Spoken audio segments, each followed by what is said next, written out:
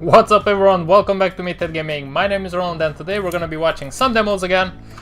We're gonna watch FaZe against Astralis and FaZe against G2. I initially was planning to watch yesterday's final also between G2 and Astralis, but we're not gonna watch it anymore. They played Nukem Vertigo and it was a short affair, so yeah, we're gonna skip it for now. Maybe later on this week we'll do it, but for now we're gonna watch the first map between Astralis and FaZe on Dust 2, which was, by the looks of it, quite competitive. I haven't watched these matches live. I know the results obviously, so on and so forth, but I haven't really watched the matches live because, like, nowadays I can't really afford to just watch matches live. Very rarely it happens, but most of the times I'm either working on the channel or just working around the house or just spending some quality time that I have with my loved ones. Hello Hit, welcome to the stream. How's your Monday today, Hit? Ting dang? What do you mean ting dang? Welcome everybody, I hope everybody's having a lovely Monday, which is hard to have, but we'll power it through, right? Okay, so let's go ahead and start up closely. Also, I think might not finish it today, but tomorrow I should post another top 10 video with knives, so we'll see. A lot of work, a lot of quality content coming on the channel, guys, for my sweet viewers and subscribers. Okay, let me just take out the net graph so it doesn't bother us. So let me see this, let me get this straight. Astralis is on the T side, okay, FaZe is on the CT. Okay, let's see how things develop.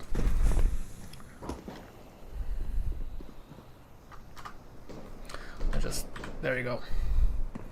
So they slowed down, they went towards upper, now they slowed down. Interesting setup here for FaZe. Everybody is in middle slash B. Okay, Nico was actually pushed on short. I think he was boosted. So this is a very mid-heavy setup here. They did pop Magic there out. Glaive is still there. I wonder what the initial thought was. Glaive is gonna gamble here. Ooh. Rain takes him out, and at this point it should be a rush Bisuka, yeah. I think it was... the initial plan was to go mid to B.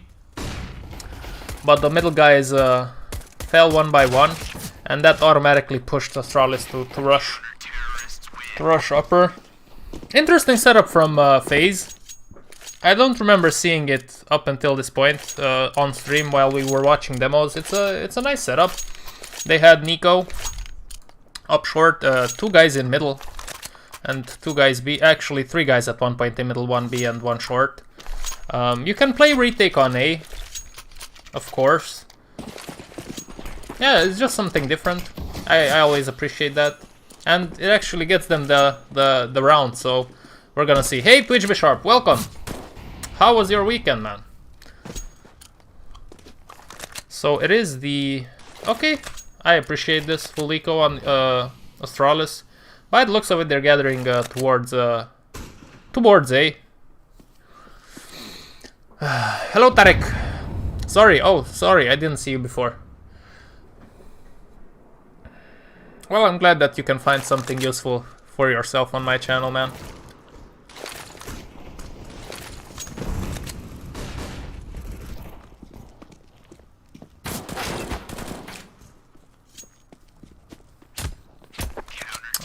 Oh, you have a day off? That sounds good, Hit. Twitch Bisharp here had a nice weekend. Well, I had a nice weekend myself. Quite busy. Saturday was so tiresome. Something came up so I couldn't stream as I wanted to. It was whatever. But now we're here. It's a good day to be alive. Yeah, sure, I'm Romanian, man. From Romania. So it's gonna be a full buy now. I like this. I like this in general to eco if you lose the first round, especially on Dust 2. To have AKs think that's a big advantage. I want to see this again. Let's pull it back. So Mages pushed out middle again, like on the pistol round. He got Nico. Yeah, so they were rushing in suicide while Device was holding them. Yeah, this is a very quick aggressive stance here in middle. It can take usually it can take teams by surprise. That's the intent, at least. Glaive there tried to lurk in, didn't work out for him, but now they're pushing in B. Oh, this is a very quick round. Very, very quick round. I don't really quite understand why Glaive was pushing in by himself. Maybe he was thinking that the B guy rotated towards middle once Mages took out a player there. It's basically after that round they just pushed middle, sorry, B.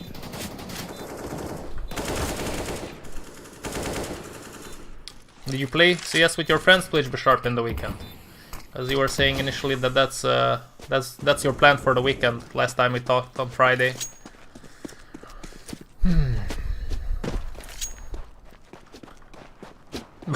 By the time I sat down yesterday to watch the final, it was almost over. That was a little bit depressing, so I opted to not watch it at all and to just play some games myself. Okay, let's fast forward while Olaf is saving up the weapon here.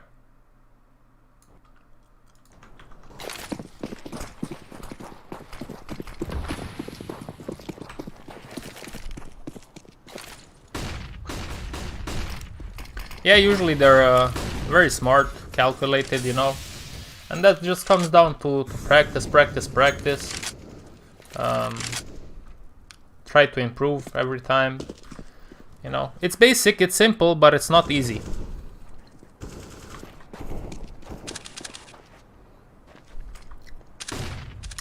So they gathered up on long. A lot of flashes were thrown.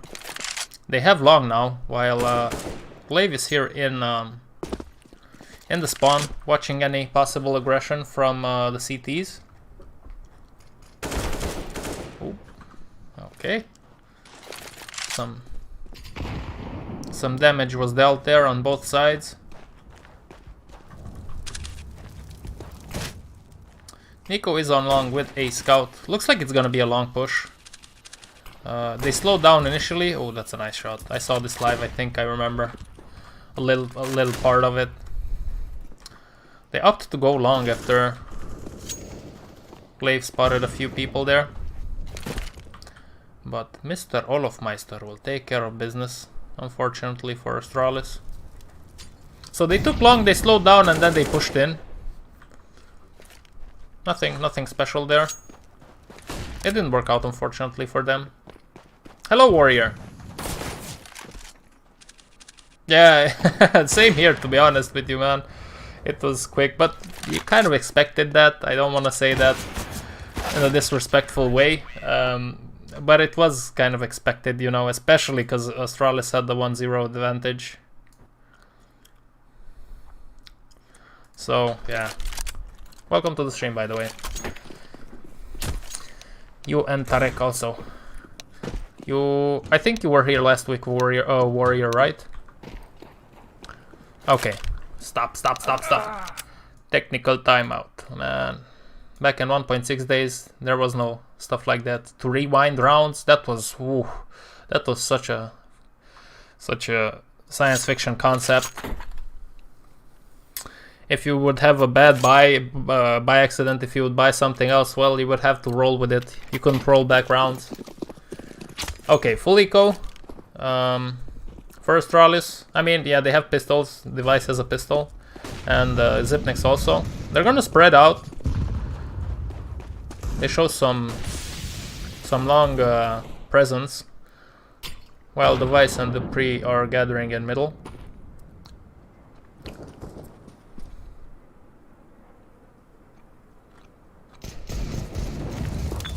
Yeah, they're gonna try to work on A.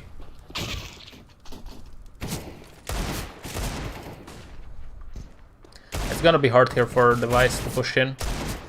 But yeah, Rain got bailed there by coldzera. I think Rain was in a lot of trouble there. By the looks of it, this push doesn't work out. Boom. 1 by 1 they fall. It was an eco round, so I think the objective here was to plant the bomb.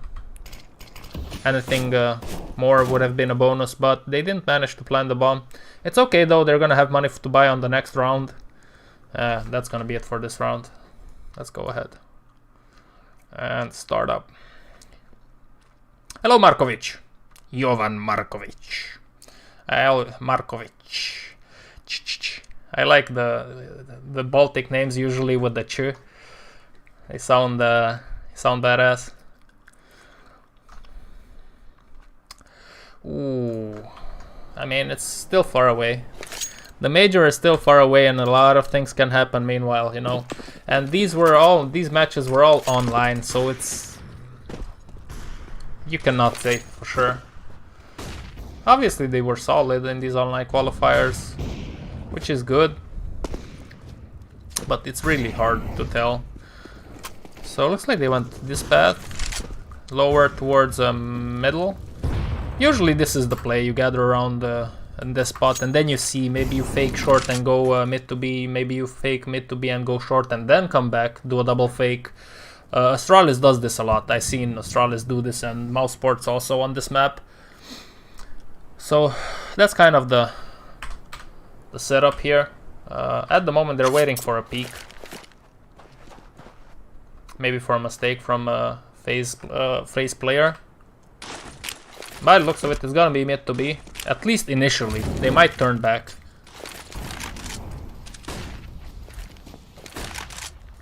They smoked off short. Wow, this is interesting. All of the players are gonna go mid to B. It's not a split. It's just a full-on push. And now they have middle. Now they slow it down. Yeah, interesting. Device is gonna rotate and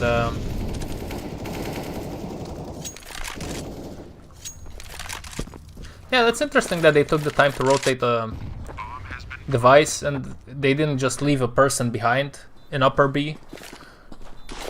Maybe they were expecting to face more opposition in this side. That's why they went with all the 5 players. But once they had this part of the map, these parts were smoked off. One of the guys' Device turned around and they made the split. So it was a pretty basic mid to B after they waited a little bit on short to maybe exploit a mistake from FaZe. The mistake didn't come. The execution... can I say that the execution was executed and then that was it?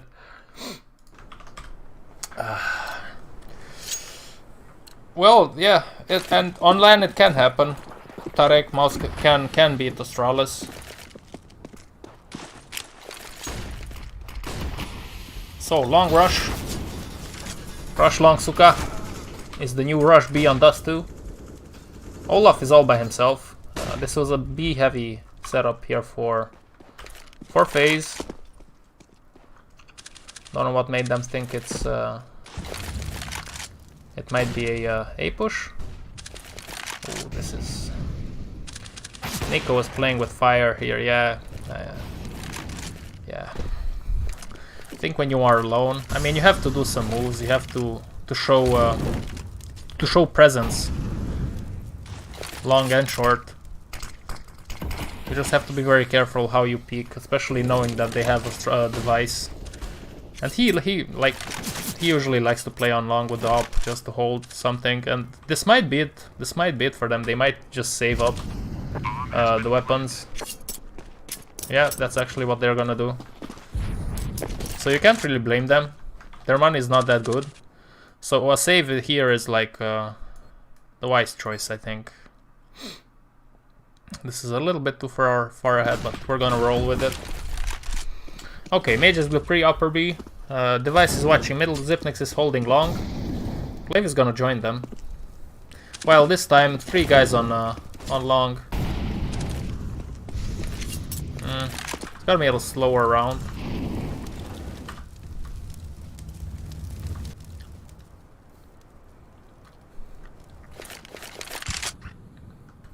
Yeah, he's a smart player, and he also frags in-game. So he is a very good in-game leader. Can't say that about Nico, but hey, who am I to judge?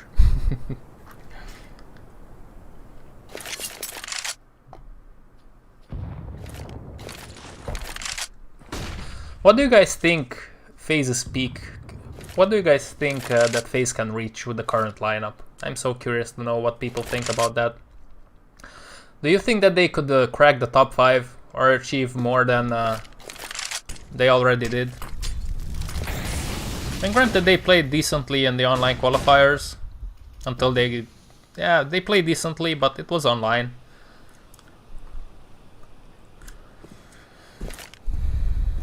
So, slowly but surely they're lurking here. They're faking a mid to B, I think. Yeah, the fake doesn't work out because Rain is pushing out right then and there. They wanted to fake mid to B and to push in short. This is a nice, effective way to... It's a good strat, I like it. You can do some fakes regarding the middle and the short position. You can do double fakes. Okay, shit happens, even to the best of us. Now it's a one-on-one. Yeah, and the short push works out. They wanted to fake mid to B first and then push in short, but Rain was very inspired. He pushed, who was middle? I think it was Zipnix. The timing was off for Zipnix. He got him. Rain got Zipnix, and then they knew that it was gonna be a short rush. They couldn't stop it though, so it's 4-4. Now it's an eco round for FaZe.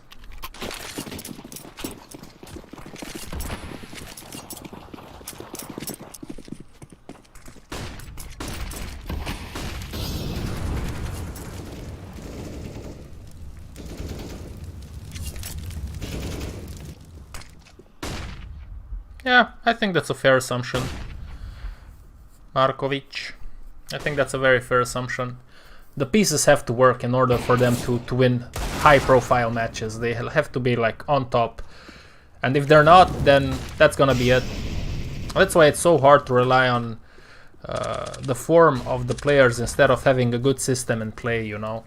That's why it's very good and important to have an in-game leader. But, you know, a good in-game leader, I mean. So it's gonna be an A split. Yeah, with the Glaive was lurking. He was lurking from B.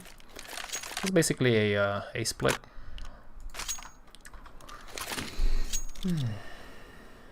Top 5. I don't think so, but it depends. It depends on what form they show up. You know, it very depends. But that's what's fun about the current scene in CS:GO, I believe.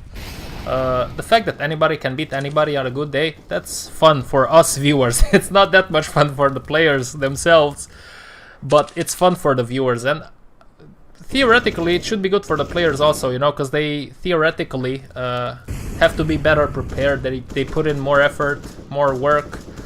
So it's a fun day fun period to be a CS:GO viewer. This is gonna be troublesome here.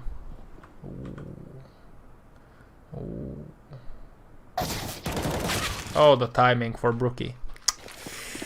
The timing for Brookie. That's unfortunate. They tried an aggressive play there. Upper B.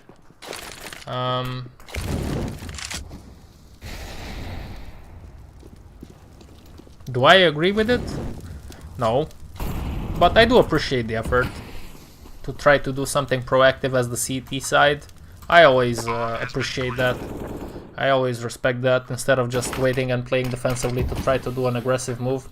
The thing is, it was still a 5-on-5. And they could have been anywhere. So I don't think that was a very inspired push. But who am I? I'm just a YouTuber. Now they are gonna try to take the weapons from FaZe. Let's see how this works out. Rain is solid here.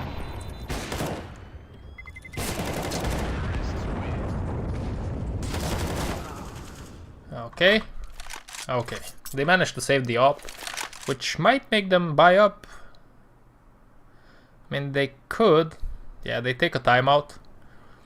Guessing to think things through. Or maybe Astralis took it, but I think if you're FaZe, you need a timeout now to just see what you can achieve here.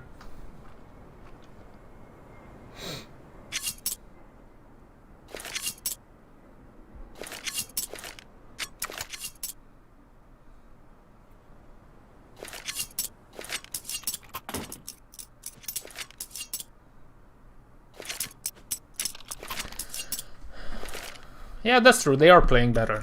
FaZe is playing better than previously, which is expected. The team starts to glue together, you know, to get better chemistry. And yeah, it was a risky play in B. I mean, it's a hero or zero kind of play. That time for Astralis it was 0, unfortunately. No. Yeah, somewhat of a default play here. For FaZe, they spot Olaf there. Nice little boost there. Astralis is spread out. Interesting. The initial setup was 2 guys in middle. 1 short, 1 long. But now that things slowed down, they rotated and they are 3 on long. Wonder what made them... Oh, they're on eco. Okay, so that might explain things. They are trying again a possible push. Nico is here with them to possibly support them. Thing is, 2 guys on short or Astralis and upper B also. I think it's a fake. They want to fake short or something. I think that's the... Oh! Ooh.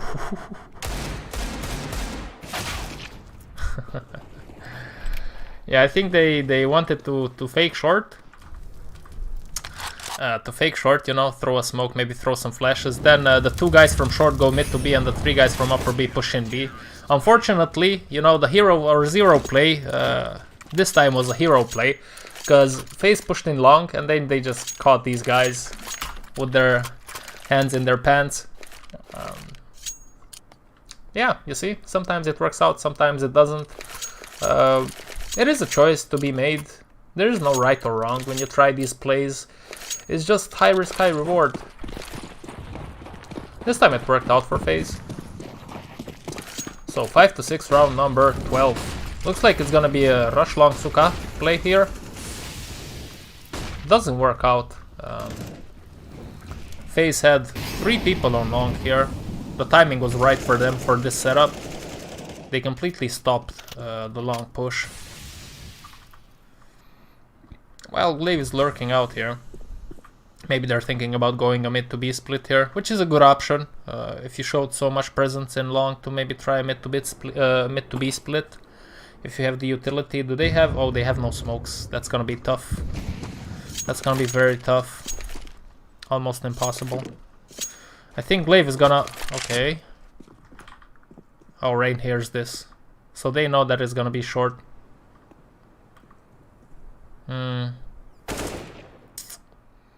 Okay. Yeah, so they tried to go mid to B, but as soon as they spotted the upper here, they thought it might be a better idea to go short, which is fair enough. It's hard if you don't have a smoke. They didn't have smokes, they didn't have flashes, they only had mollies. But basically it was a rush long kind of round. I don't know, it means some bad word in Russian, my friend. I know it from matchmaking when I play with Russians. Hello in Ed. Google it.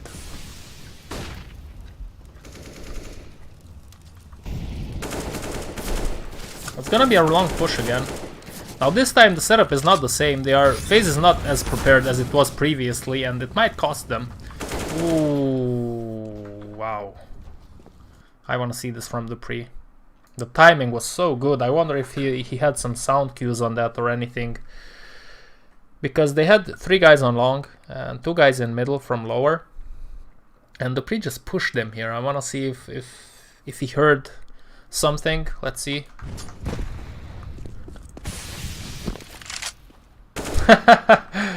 Okay, man. Yeah.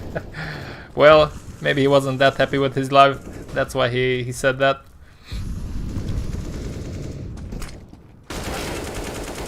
Ooh, that's just bad timing. Bad timing for FaZe, unfortunately. Now they surely... Yeah, this is very smart. Yeah, it's so smart. I mean, it's good basics, you know. They took out one guy on long.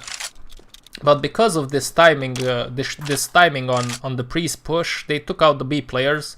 So now obviously they will rotate towards B because there's nobody there. The rest of the players are on A. Or were on A. Nico is now middle. That push was... Yeah. I mean, I'm trying to think what FaZe did wrong there.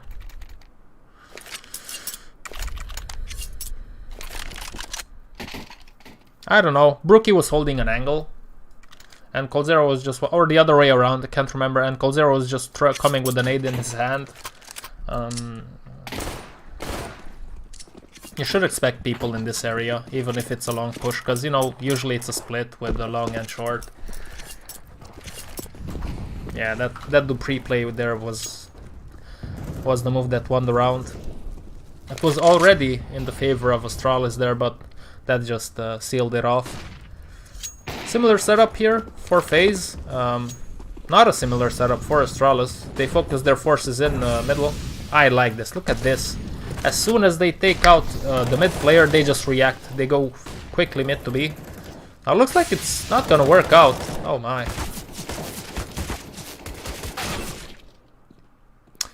It does prompt Zipnex down to 1-on-2, and if you are gonna be in a clutch, this is the man to have in a clutch. Oh. Backflip, okay. It didn't work out. FaZe did a very good job to stop this push here, but I liked the fact that as soon as they got Brookie here, they just quickly reacted and pushed B. I like that hyena mentality, you know, to profit off of your kill there. But again, FaZe did a very good job. Olaf is taking out 2 people. Oh wow, third one here. Looks like it's... Yep. Rush long, it doesn't work out. Because Mr. Olaf Meister had a good day. Good morning.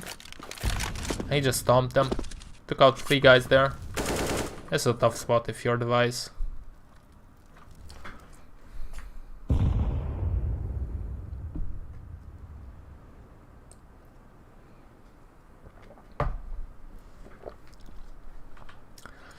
Device is such a skin whore. He always has very expensive skins. And also the liquid guys, Naf, I think. I think it's Naf. He also has some very nice skins. That was it, 8-7. Although, might I point out that the Fire Serpent is one of the ugliest AKs. In my humble opinion. I don't know what people see in them, I really don't.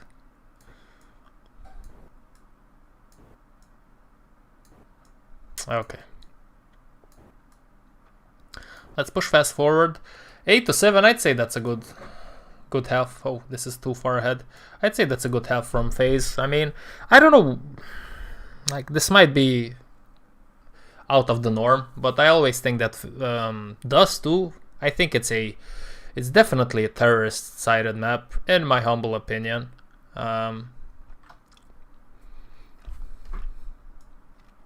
8 rounds are good. And you should take more rounds on the T side. If you have good rotations, you have a good feel for the game, you know, if you have a good in-game leader, he should be able to take you towards more rounds on the T side. Okay, looks like it's gonna be a long setup. One flash and then the boys are rushing out. coldzera got dinked in middle there while he was lurking. The Astralis setup was somewhat similar to what FaZe did. The difference was that they didn't have 3 people in middle. They had 2 people in middle and Zipnix was long. Ooh, crispy Zipnix. So they pushed in long. One moment, warrior, I'll read your comments. Let me just see what happens here. Nico is holding behind and the rest of the guys are holding up any possible front pushes. Now Nico has an option here. Either he turns around or he's just gonna... Yeah, he's gonna flank the defenses. Yeah, this can be a very smart play here from him. It's just that his teammates have to stay alive. Oh my. His teammates need to stay alive until he comes. Unfortunately, it doesn't happen. That was a solid retake from Astralis. They just killed everyone and didn't lose any players. If you're in that spot where Nico was right here, where he just waited for flanks, he didn't come and then he pushed, you have 2 options here. You either do what he did or you just turn around and help support your teammates. Theoretically, I think the smartest option would be what Nico did here, but unfortunately for him, his teammates didn't last. Now they're gonna eco here. They're spreading out. Looks like it's gonna be short. And you see the difference. You see the difference between the layout when Astralis plays on the T side and FaZe plays on the T side. They stick together a lot. They don't split out like Astralis does. Looks like it's gonna be a short push. Let's see if they molly. Do they have molly? No. Ooh, this is payday for Device. Yeah. Nico might get him here. Okay. Solid stuff here from Device. Short push didn't work out. They didn't have utility to work with. They just had some deagles. They were trying to hit some shots. It didn't work out in the end. And that's gonna be 9-8.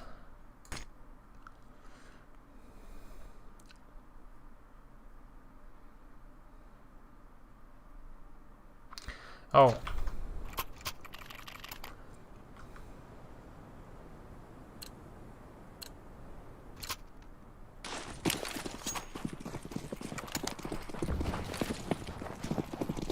I don't know. For some reason I feel like Dust 2 is also a T-sided map. Yeah, looks like it's gonna be Rush B. It definitely catches FaZe off guard. But even in these initial rounds, you can see a clear difference.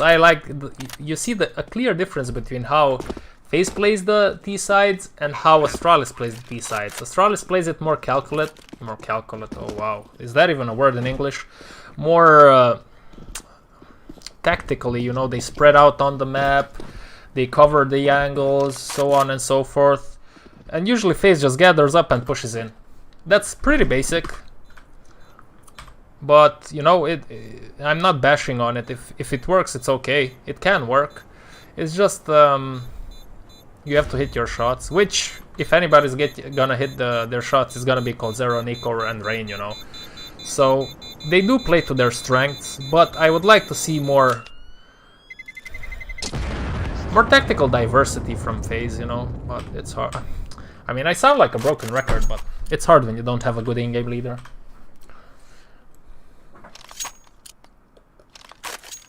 But at least they're doing the wise choice of sticking to their strengths, their individual skill, and they try to stick together. Okay, full buy 1909, round number 19. A very quick push in the middle from Nico and Rain. By the looks of it, it's gonna be a very quick mid to be. Yeah, Glaive just pushes through it. He doesn't care. They're setting up for the B push. Let's see if it's working out. Oh, this is a tough spot if you're mages. Oh, yeah. Timing wasn't right. Very quick round from FaZe. Mid to B split. And it's working. You see, this is what I'm talking about. If it's working, hey, props to you, man. You don't always have to be tactically sound to win rounds, you know? Hey, Swain, I haven't seen you in a century. How are you, Mr. Swain? How was your weekend and what did you do? Let me know, because I will note it down in my diary and then sell the information like most of the companies do, you know, nowadays. Okay, looks like it's a timeout here. Very quick meant to be from FaZe.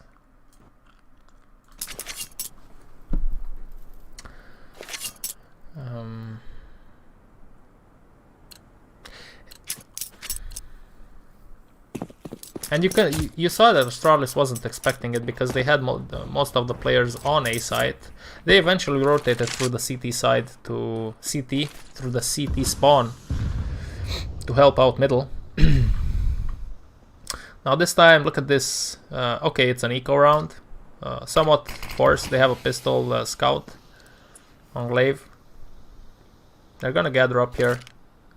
A B focused setup. Mid and B.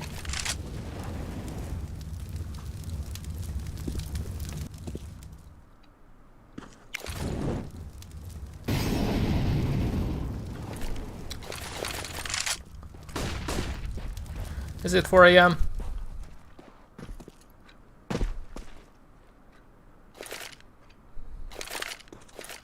I usually started nowadays streaming a little bit earlier in the day. At least in the EU time. So again, it's gonna be a mid to B. Okay. FaZe should still get this, but oh my, what is happening? Oh my, what is happening? Okay, good job by Astralis there. They had a middle heavy setup there. FaZe opted to go mid to B, unfortunately for them. FaZe hit their shots. And they win the eco round. I mean, somewhat eco round, half eco, half die. School graduation. Congratulations, man. You finished, what, high school or college? Congratulations to you. What is the next step for you now that you've graduated school? I mean, it depends. If you're high school, do you want to start working or maybe study something? So, eco round for FaZe clan. Again, they're sticking together. Looks like they're gonna push towards short, which is a good timing here because Dupree is by himself. For a short while though. Xipnix is on long.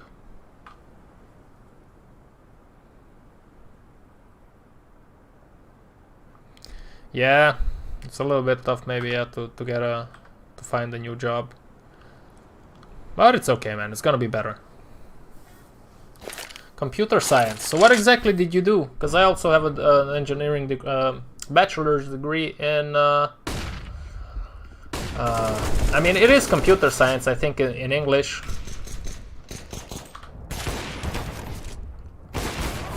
Okay, the pre hits his shot here. One shot, at least. It's gonna be a long push. Brookie is in short. Glaive is trying to avoid the long guys and waiting for the short guys to push in to maybe get some frags. Do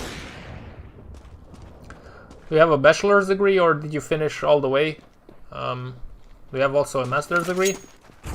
I mean, obviously don't have to answer these questions. I'm just trying to stir conversation, you know? Some conversation. Hey Felix, welcome, welcome. Ooh, that was close. That was close, that was close.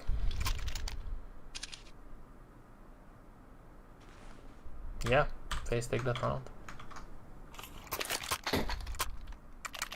They eventually went with the majority of the forces on long.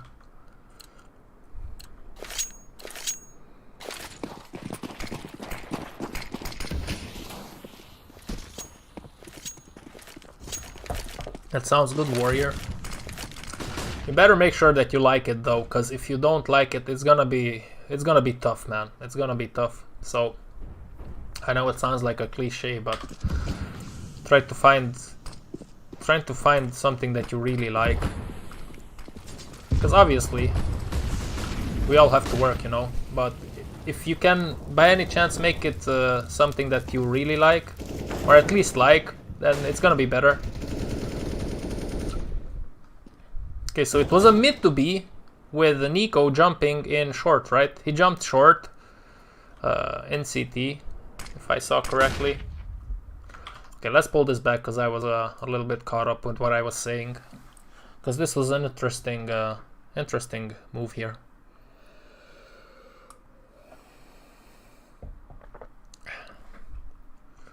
Let's see how they tackled round number 22.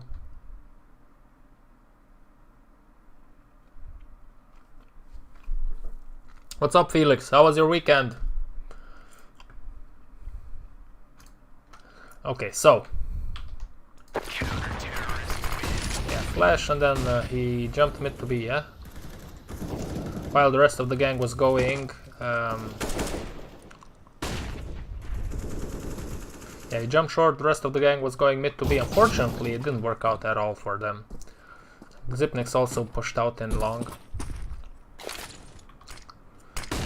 Yeah, I don't know. Like, why?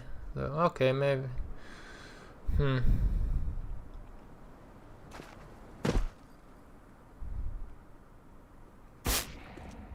I'm just wondering why Nico jumped off here.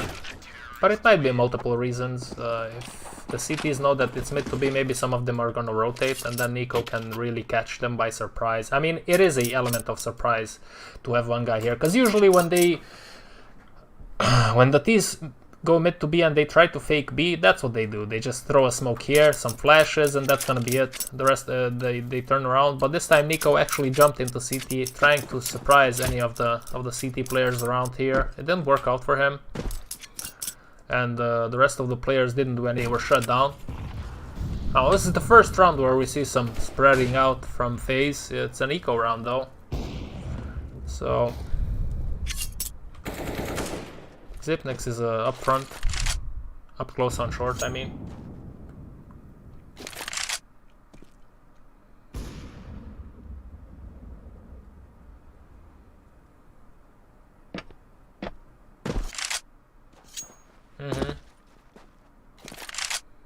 Sounds good, sounds good. Sounds good, Mr. Swain. And what field would you like to work more in? Like out of all of the things that you've studied, what do you like the most? Because yeah, you study a lot of shit when you're in college, but usually there's something that is gonna catch your eye.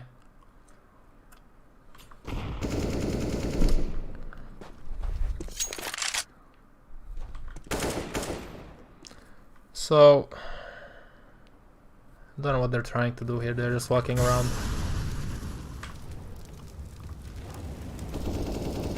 Maybe trying to catch somebody by surprise. But time is running low, so they want to go short. And Xipnix is gonna work here. Easy peasy for Mr. Xipnix.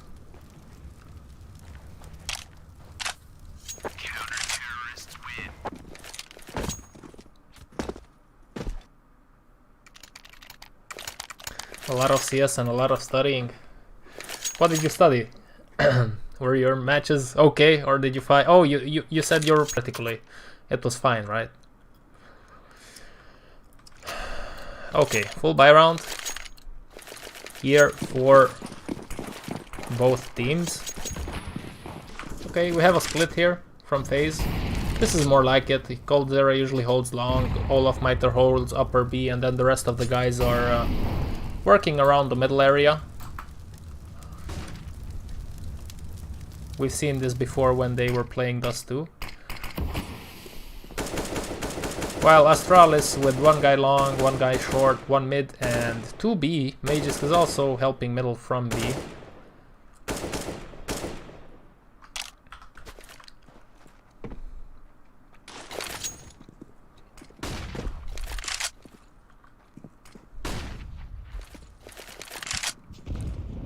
Oh, that's a good nade. That's a good nade from Device. By the looks of it, they're gathering forces towards short. So let's see if they are pushing short. That's a good nade on Olaf also. Let's see if they actually push short, or is it just a fake to go mid to B then? Olaf is still upper B, so it might be. I don't know. It depends. Let's see what's up. So default spread, yeah, it's a fake on short, and then they're gonna go mid to B. Again, they're gonna jump in CT, yeah, and now they're going mid to B.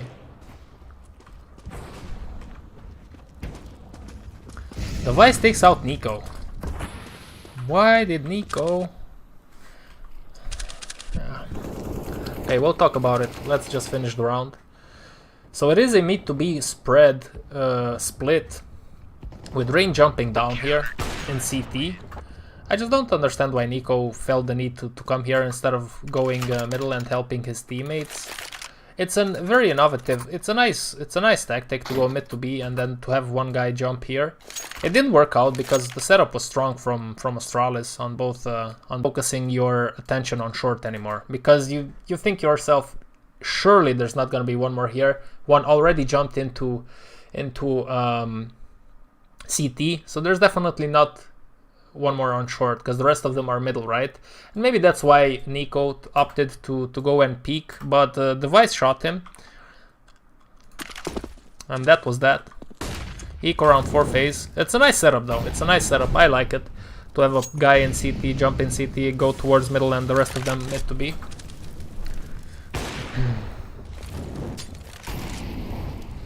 This time they have two guys in middle.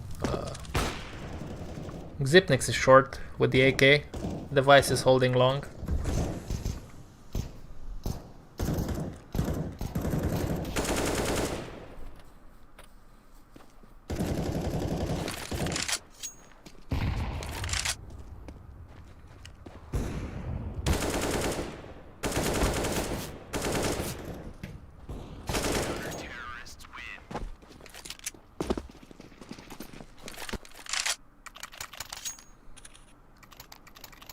Oh, those are a lot of languages. Math and physics. Oh man, I remember my high school physics teacher. Oh, she was such a sweetheart. She was very intimidating. But for some reason, I think she liked me because I got away with so much shit on her hours. Everybody was afraid of her. She was intimidating. But I would always crack jokes, and sometimes we just couldn't help myself, just laugh underneath the table. She didn't do anything to me. She didn't get me out in front of class to you know, standard shit, to take me out and to just question me about the physics, you know, the lessons, obviously, not something else.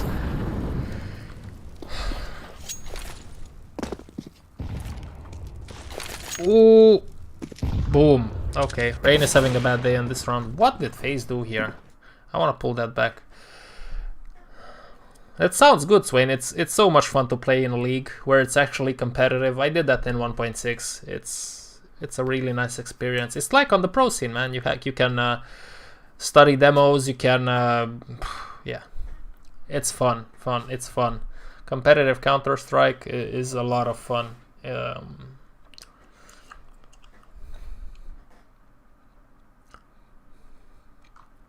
Okay, so I want to see what FaZe did here. Okay, they just gathered up. Oh, that's unlucky for Olaf. Let's just not talk about that. So they're gathering in middle. Sorry, in B. It's not a split this time. Olaf gets caught there. No, they're thinking about going, I don't know. Probably mid to B or something. Device gets a nice shot here from short towards lower. He got a boost from Xipnix. Yeah, now it's a 5-on-3 with Rain 30 HP.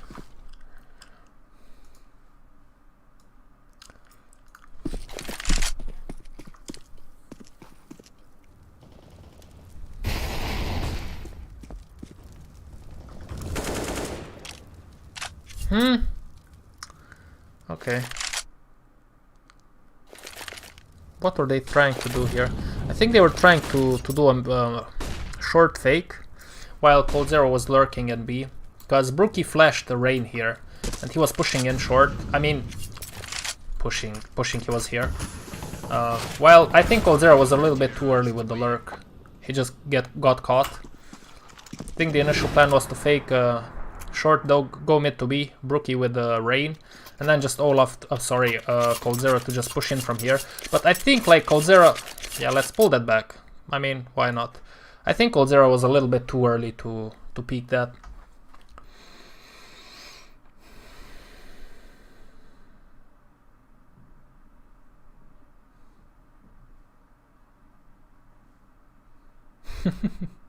I mean, that always helps, you know. That always helps Felix to be good at what the teacher is teaching. What do you call that? Yeah, you get my point. It gets you some leeway sometimes. Took advantage of that sometimes in high school myself.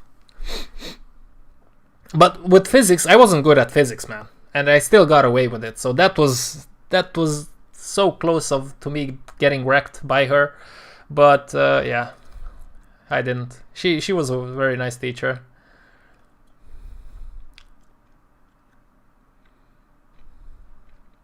I want to see what ChilledCow did here, because I'm very curious. By the way, guys, thank you very much for being here on the stream. Hit that like button, will you? And don't forget to say hi. It's for free. Man, it's a 5. Yeah.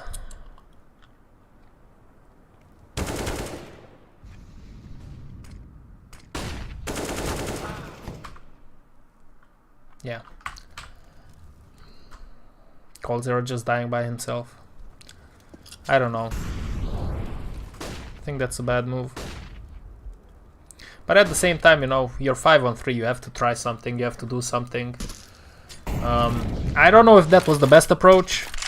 Maybe sticking together as they did up until this point and try to execute something would have been better than ChilledCow just peeking in dry there. While there are, I remind you, 5 players on the Astralis team still alive. I don't know.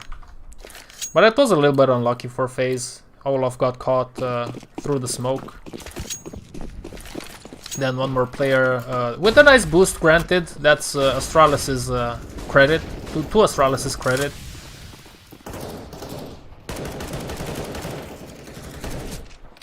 Now it's a rush long. Bleh. Ooh. From FaZe. They managed to take out Glaive.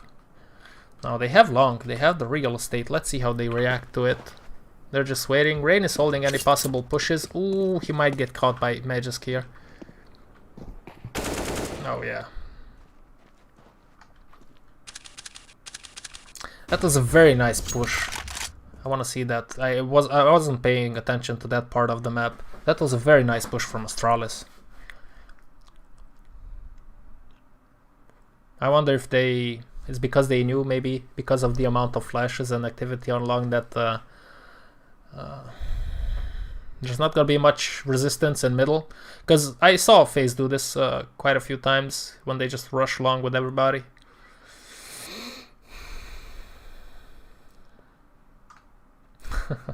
That's okay, Felix. Not everybody has to be good at math. You can always be good at something else. It's a nice little team play here. Yeah, they just opt to push up, man. Straight up hero to zero play here. They could have gotten wrecked here by maybe someone lower or middle. It was a risky move, but it worked out for Astralis, you see? Sometimes it works out, sometimes it doesn't. And now this leaves 3 people in long.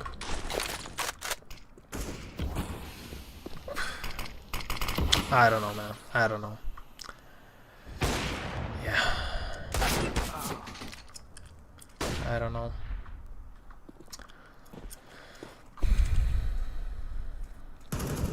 Device is usually playing on A, and if I notice that and know that, they know that. I'm not sure I agree with them pushing on long like that, knowing that Device is there with the AWP. At least send somebody short, you know. It's very tough if you're pushing from long and you encounter a good AWPer. Oof.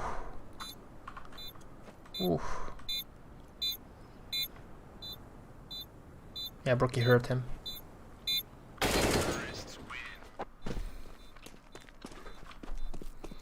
Yes, good clutch indeed from Brookie the rookie. Okay, it's a timeout. There you go. Not the best advice for FaZe. 3 Galils. They do have enough nades. Oh, this is a very different setup. Dupree is on long now with the op. Yeah, now see, Device changed his position so that he remains unpredictable, which is a good thing, especially with his skill set. Dupree is on long, Xypnix is on short, 2 guys in B and Device is in middle. They rock a double off setup here on the CT side. While FaZe, after the initial split, they are going in short, by the look of things.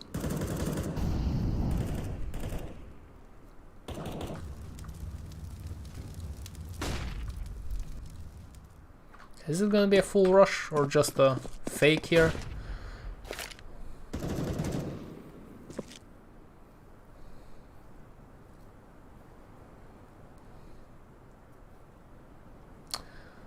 Yeah, they have short here. They have a lot of leeway, so to say. Oh, look at these rotations from Astralis, man. They are completely predicting this. And it's not working out. That was a... Astralis was ready for this.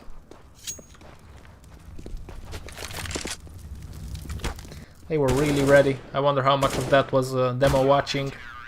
They were really ready. Once the clock hit a certain amount of seconds, you know, both players from middle rotated towards A, and that was it.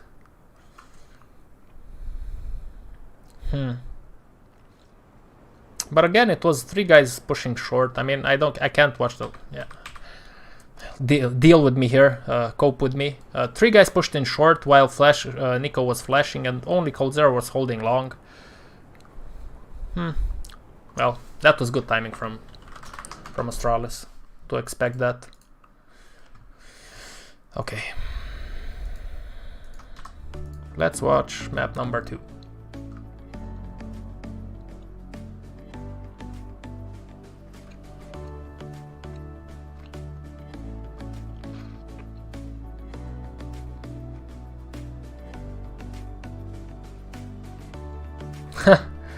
Oh, Felix, yeah, that's understandable. Yeah, I don't know actually what to say to that. I mean, it depends how much you want it, you know. If you want to do something about with carts or airplanes, math is a necessity, so you have to take that hit maybe if you really would like to do stuff with cars or airplanes. And if you're good at languages, yeah, that's also an option. It depends how much you like it also. That's all I could tell you, to be honest. It's, yeah, I'm just throwing my thoughts here.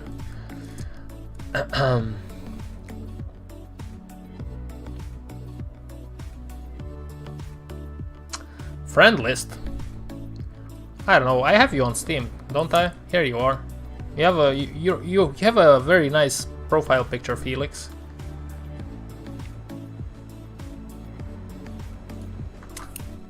Hello, David. Yes, that is true. Okay, boom. Map number 2. Ma'am. What is a ma'am? Map number 2.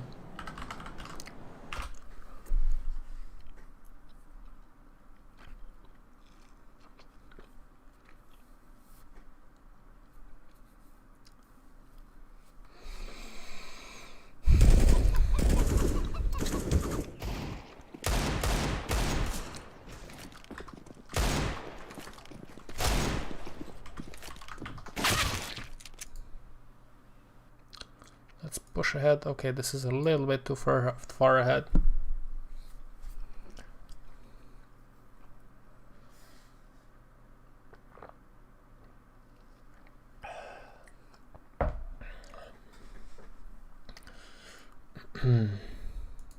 Well, they picked it, so they better be good at it. FaZe picked Dust 2, Astralis picked Inferno in this match. 4 people on A. I've seen this setup before from FaZe, where they hold 4 people in middle, 2 long, 2 short, and 1 guy in B. Everybody from Astralis is on banana.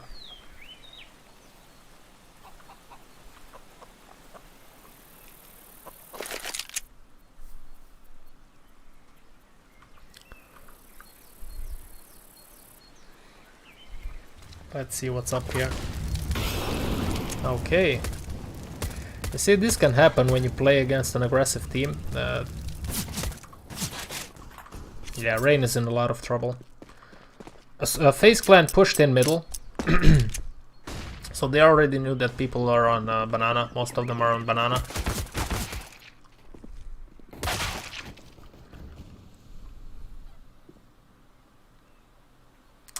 Well, it didn't work out. The push from FaZe clan didn't work out.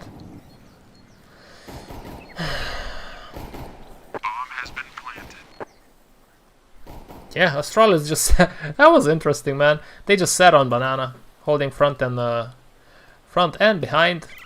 ChilledCow came in, pushed, he got killed. Then they said, well, okay, I guess we're gonna go away then. They just reacted to what FaZe was doing.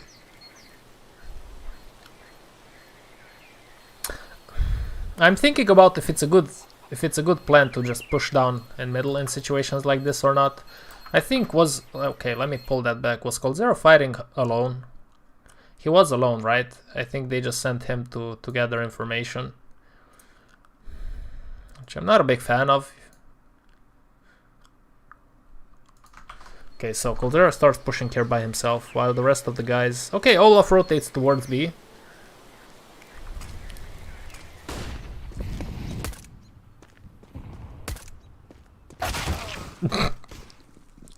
Yeah, that's tough. That's tough. Yeah, not the best of plays here. It just didn't work out for FaZe. That was an interesting setup though for Astralis. They just waited on banana, and they just reacted to what was happening around them. Yeah, interesting round to say the least.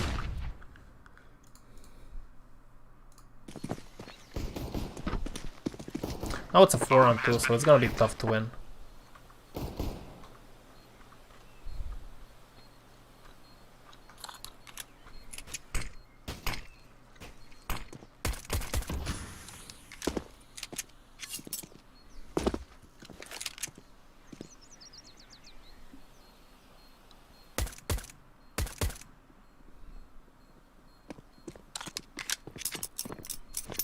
Yeah, I think FaZe's favorite map, from what I can see, notice to play is Mirage also. But yeah, unfortunately for them, they can't play against Astralis.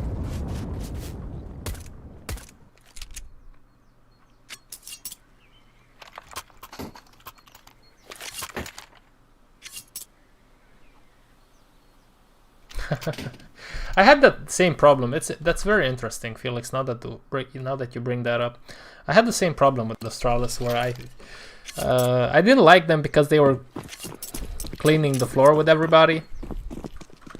But you have to respect the ability to do that, you know. They are very good. I like their professional. What I like the most about them is their professional approach towards the game. The practices, the smart little moves that they do, you know. They're just being very thoughtful about the game, not just sitting in front of their PCs and practicing matches and deathmatch all day long, you know, like some of the other players do. They are watching demos, unlike some of the other... Like, when I hear that not all pro players are studying and watching demos, my mind is blown away. You are a professional. and you don't do your job if you don't study the opponent, in my opinion. That's just my opinion.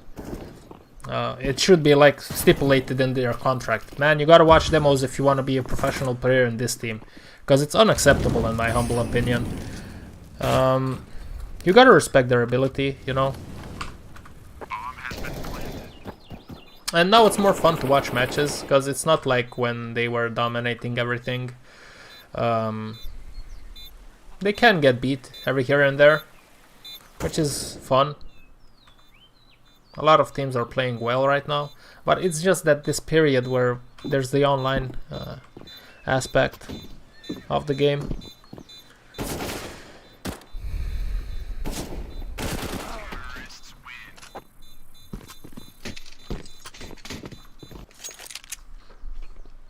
Hello, Bullseye. Welcome to the stream, Mr. Bullseye. I'm gonna ask you the same question that I asked everybody before you. How was your weekend? Okay, that was pretty straightforward. Why is Astralis your favorite team, Bullseye? Okay, meanwhile, Eco round 4 FaZe. Xipnix is holding off any possible aggression in Palace.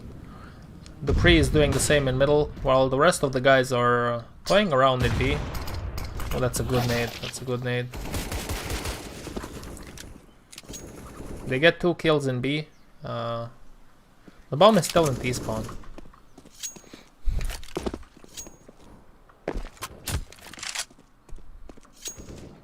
They're gonna eventually push in B. Yeah. Xipnix is gonna bring the bomb. That's gonna be it for this round. Not gonna watch it through because there's no point in doing that.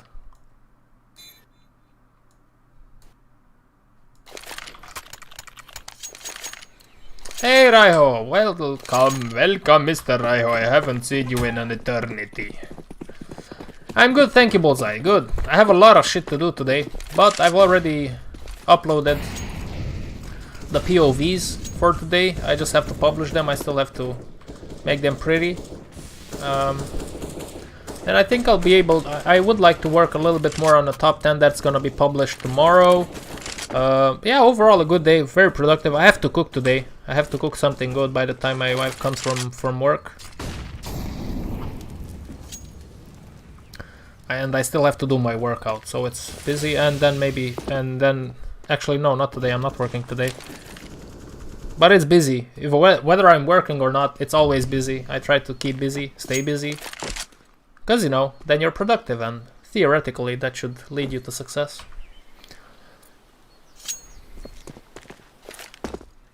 What's the default spread here for Astralis?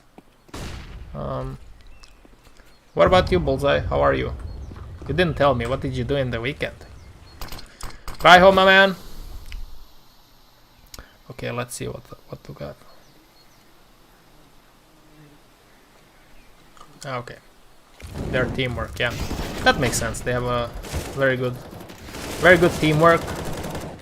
Although I don't know what the heck is going on with them regarding the player signings, having 7 players in the team now. And whether it's a coincidence or not, Blast Pro Series just modified their rules so they can... teams now can switch players mid-game. I mean, in the past they were owned by the same company. Now they're split, but is it a coincidence? Oh, whatever. I'm not gonna talk about it because I get pissed.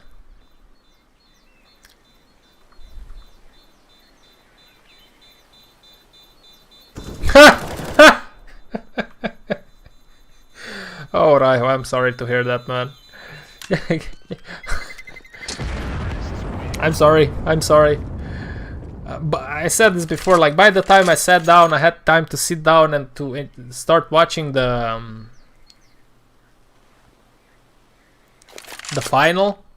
It was 12-3 on Vertigo, I think, or something like that. It was... I didn't even watch it. I just went to play on some matches by myself. Yeah, it was underwhelming to say the least. But, I mean, yeah, what can you say? Okay. Eco here for FaZe. They did save up some weapons.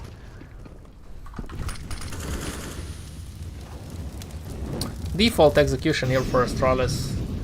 1 second, 2 middle and 2 banana. Now only 1 banana. Olaf takes out Glaive there. And that cheeky angle. By the looks of it, it's an A execute, I guess, and the device is just gonna lurk and maybe catch some rotations.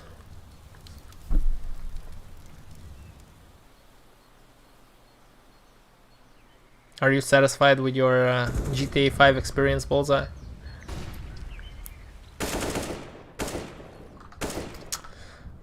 Oh, the pre takes out Brookie here.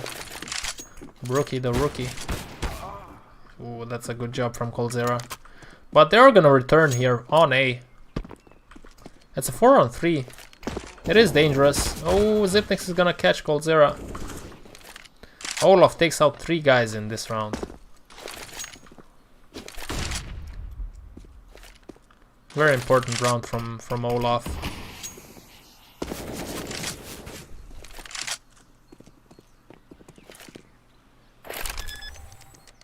Well, he's gonna get the bomb plant. Bomb has been planted.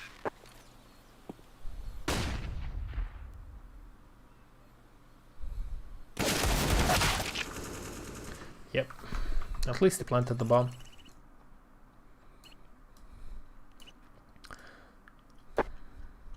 I think the initial thought here was to go B, but once Dupree took out one of the CT players, they came back, but Coldzera pushed in right then and traded Dupree. Then they were stuck in a 3v4. Okay, let's see. Dupree and Zipnix here in second. The rest of them in ramp. Glaive is on banana. A lot of utility exchange here on banana, they're fighting for it. But so is FaZe. And for the moment, finish on even grounds. Device has a lot of damage on him, but I mean a 4v4 should still favor the terrorist side.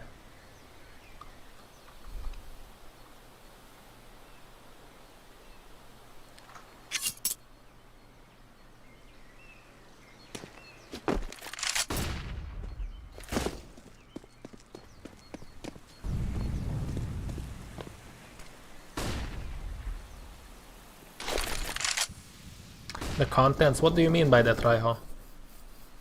Like the matches or what contents? The tournaments? Coldzera takes out their one guy in middle.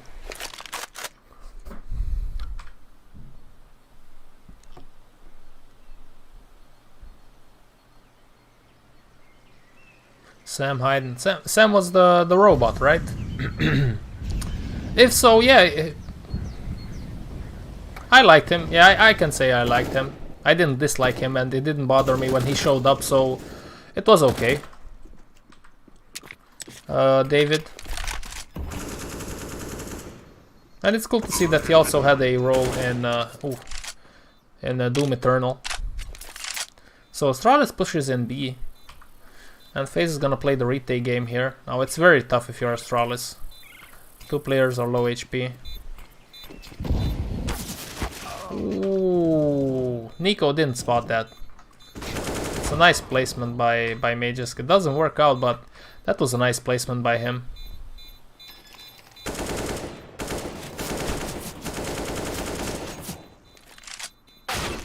Boom. Very nice placement by Zipnix. Right here. So you get cover from the pool here. What do you call that? The middle of the pool. You get cover here, and CTs can't see you when they push in here, right? Nico was already, by the time Nico came in, he was just watching toward banana, wasn't watching this spot.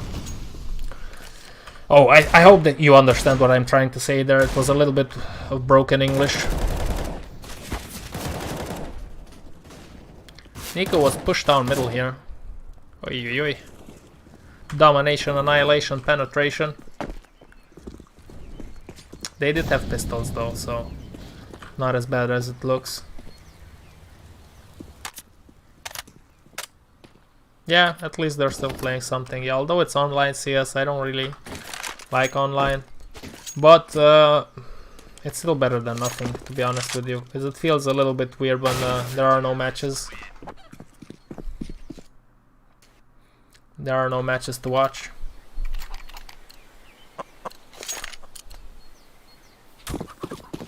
Okay, let's see. Round number 8. Full buy. Zipnix and the pre again on second mid. Glaive and Mages gone banana.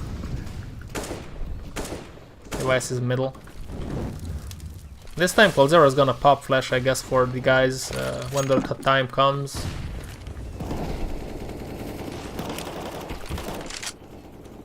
That's a good trade for Astralis. They're duking it out on banana, and it's a good trade for Astralis. It's a 4v4 now, and Nico is half HP. They're still fighting here.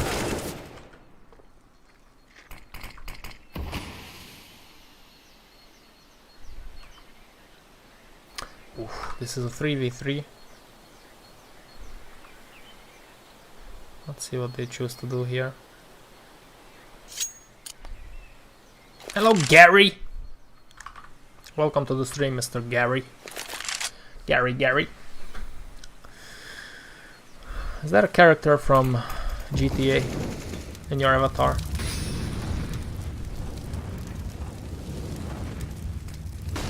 So, by the looks of it, they're gonna push in B.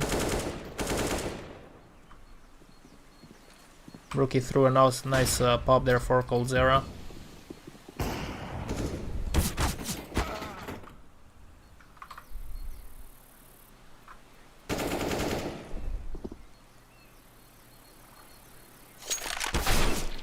Oof. Nice lurk by the pre. And it's down to Olaf. Oof. Okay. There was a lot of battling on banana, but the numbers were even. It was a 3v3. They eventually pushed in B. ChilledCow didn't reposition after he took the initial frag on Grill. Yeah, Xipnix was ready for it.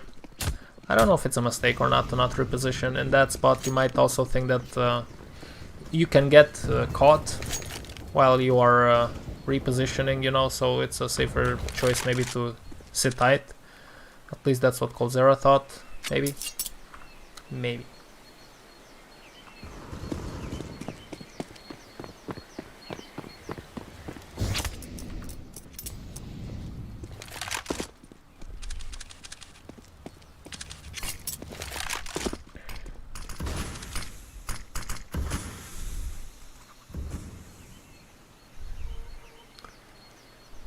This should be a B push, right?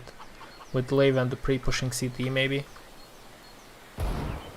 And the rest of the guys pushing from banana. They're gonna wait. They're just waiting in the smoke, both of them.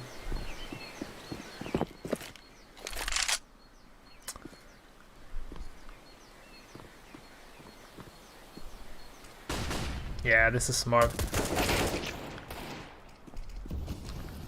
Glaive made steps while Dupree was lurking. And it's a B wrap here with two guys from long towards Arch, CT towards B, and the rest of the guys were on banana. I mean, FaZe was on an eco round.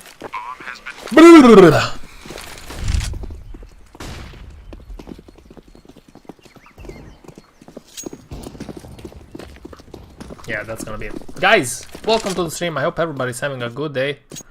It's Monday fun day, as I always say.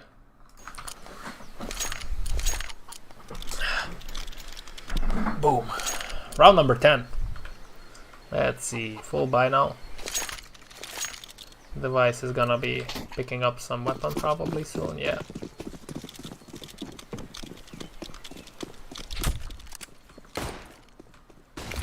Let's see here.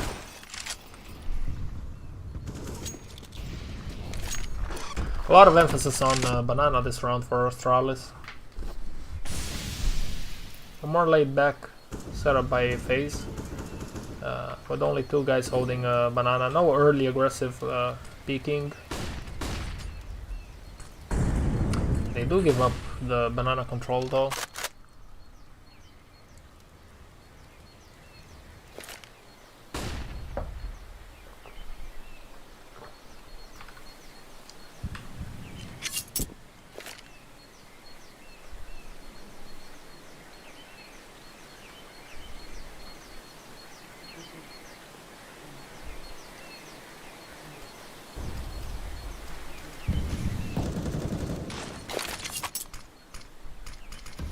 Yeah, this is interesting. They're lurking around middle, they're still holding people in B. They did take out one on B, sorry, now.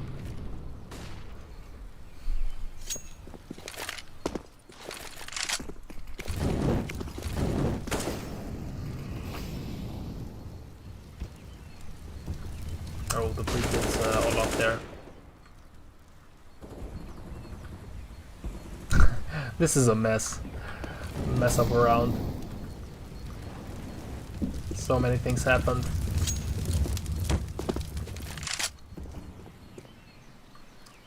They were spread out. Astralis was spreading out and rotating back and forth. Bomb has been planted. And then some more trades came in and yeah.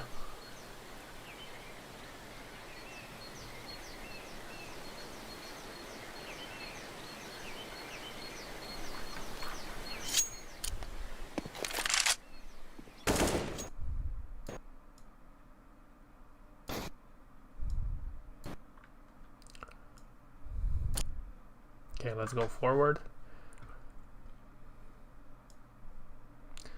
Man, if it's...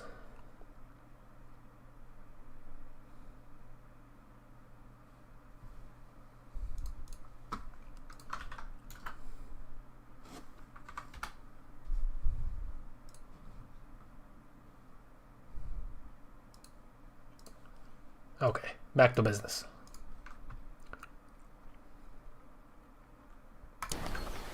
I mean, he was an interesting character in Doom. I liked him. Ooh. It was fun to watch him have a role in Doom Eternal, also helping Doom guy. Okay.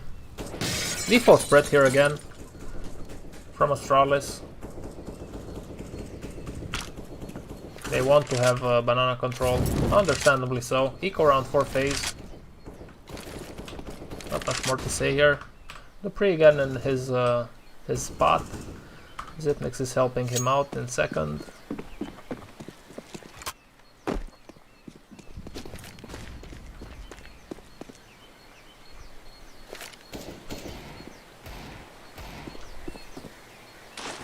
Zipnix with the smoke towards Coffin.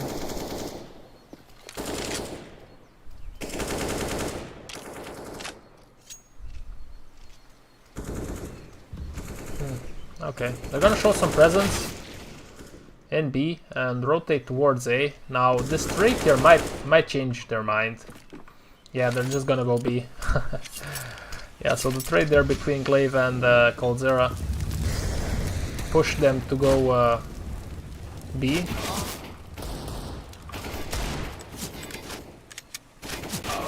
Oof.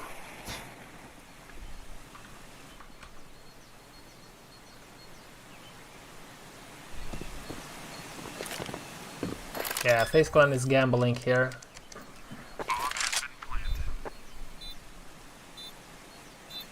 Yeah, they were in banana here. They wanted to go middle, the terrorists, but then there was some trades around here.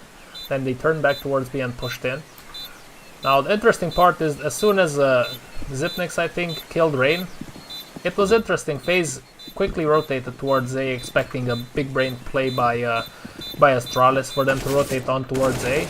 Unfortunately for FaZe, it didn't come. But yeah, that was an interesting move from FaZe. They were expecting a fake in B.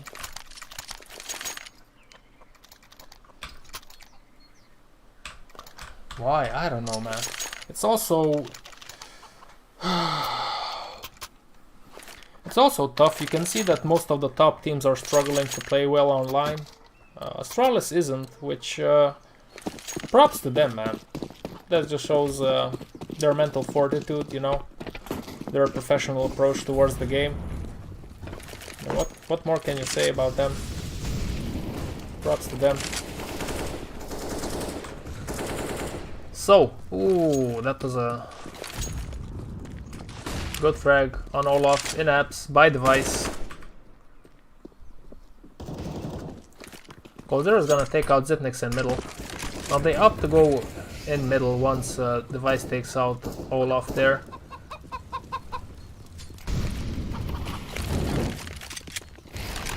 A quick reactionary move there from Astralis, sorry.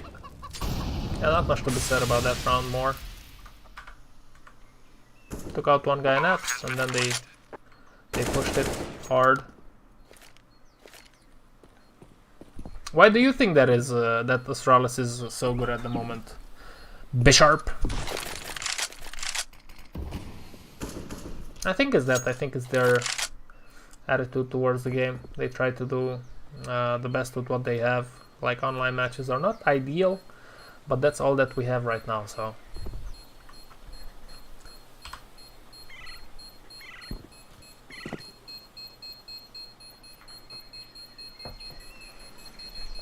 Oh, definitely. I mean, if you are talking purely about in-game stuff, then yes. Yes, their ability to take the right choice at the right time is really good.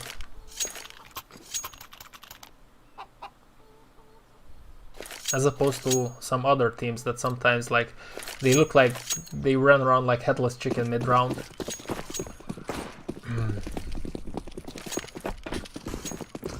Round number 13. Some activity here on Banana. Ooh, this is an aggressive setup here for FaZe. They are gonna met some. Oh, no. Damn!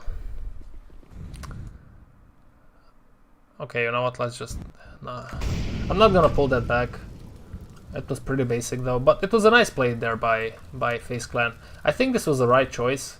Here, it worked out this time. It could have not worked out, but when you see that it's 9-3, you are holding defaults, you are doing what you usually do, and it doesn't work out. Trying to take... I apologize for that. Trying to make a move, like FaZe did here, pushing gaps with two people. I think that's the right move. Try to throw them off their game. Maybe surprise the Astralis players and take a round or two in the process. I think that's good. Now it was... Oh my, I remember this. It was a 4v2, I think, at one point, to 5v2. Now they're gonna lose it.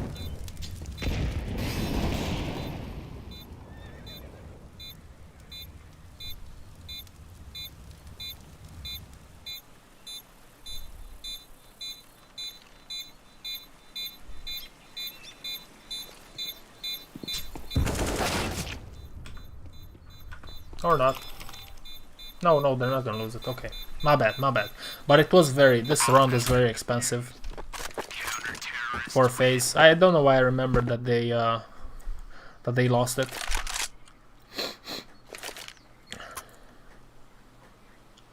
No. It did pop up in my subscription feed, but I didn't watch it. Maybe I should watch it after this. Maybe we should watch it together. Will that get me in trouble? I don't think so. I'll give them all the props, so on and so forth.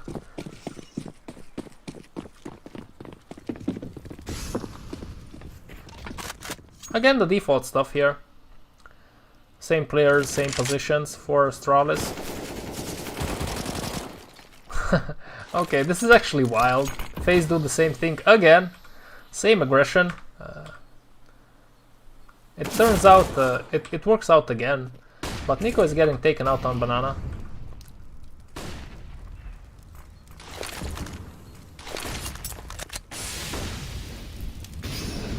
Yeah, that was a nice move by FaZe, because you don't expect it to come first time. And you definitely do not expect it to come a second time in a row.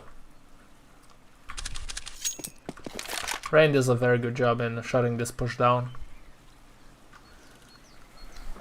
Again, you saw something like they lost 2 players on second mid, so they instantly opted to push in Banana, which is the right move, I think. It eliminates some of the possible outcomes, negative outcomes for you in that round, because the more you sit around with 3 players against 5, the higher the chances are that you get flanked. So it's a good idea to usually just try to push in somewhere at that point in time.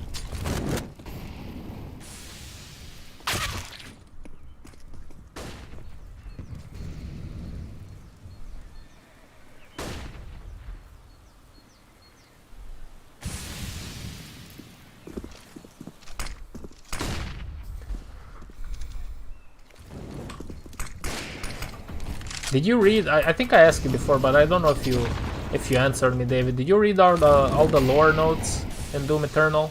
Because there are a lot of them. And yeah, he was a nice addition to Doom Eternal. Now looks like it's gonna be a B push here. 4 FaZe. Slow B push. Brookie misses the shot there. Bomb has been planted.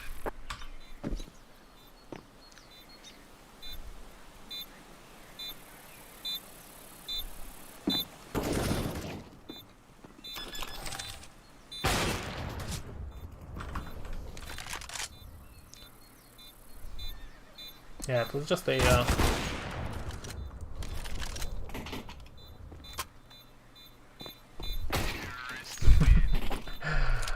that was nice.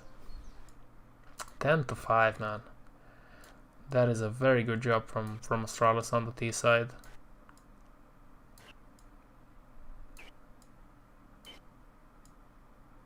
Let's see how. Curious to see how FaZe plays their T side.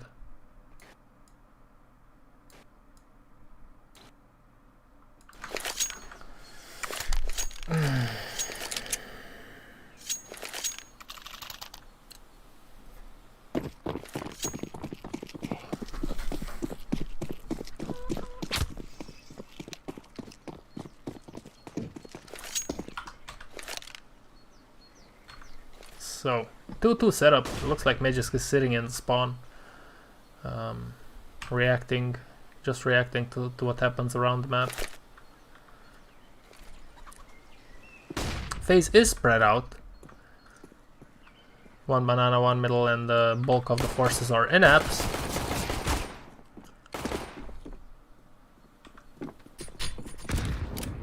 Now that they took out the pre, looks like they're gonna go full force in A.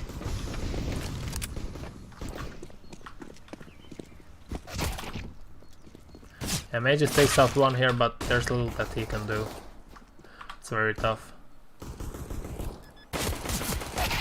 That frag there from Rookie on the pre, on Boiler, that was very important. And as soon as that happened, they just executed the A.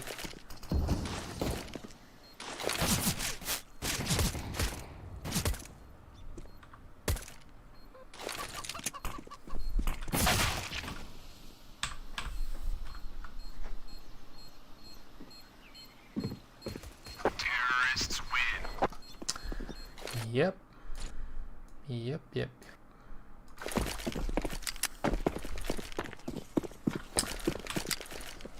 Now FaZe does up to buy up here, which they usually do from what I've seen. If they lose the first round on the CT side, they're gonna buy. It's gonna be a good nade from Olaf. Same setup as on the pistols, except Brookie switched with Nico. So by the looks of it, yeah, Nico is gonna flash pit. Then they're rushing in apps.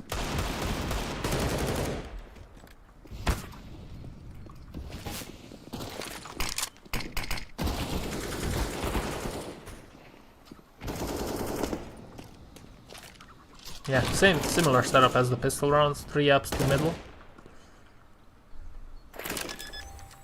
By the looks of it, it's gonna work out for them. This should be a FaZe clan round. Okay, still a 2v2. Mages did a good job to surprise the enemy there. That's not an angle you expect when there's a smoke in front of it or behind it. It's a shame it was only enough for one guy. And that's it. That was a good retake from Astralis. Very good retake. FaZe kind of lost that one.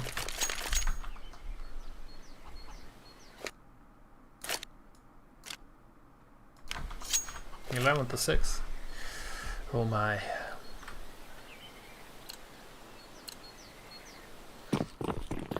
Two AKs on Coldzera and Rain.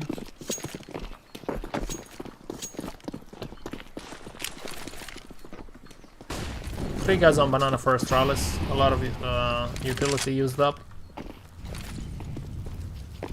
They're trying to control banana in this early stage of the round.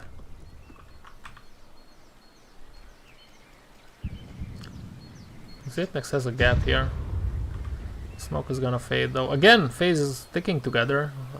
All of them are middle, which is understandable. It's a forced buy.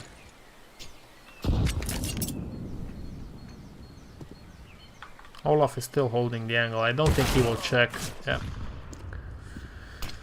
And at this point, I think FaZe should push in quickly. Yeah, you have to react to that.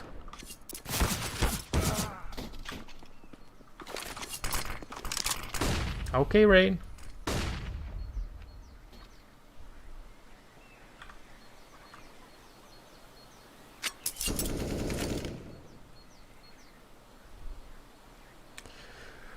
Yeah, that's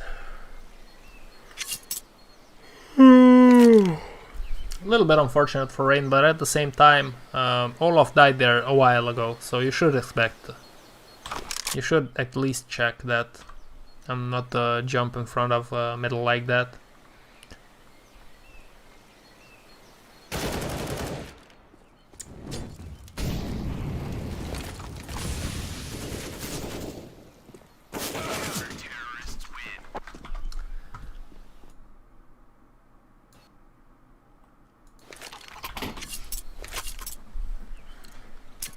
Full eco, at least that's what it should be, yeah, for FaZe.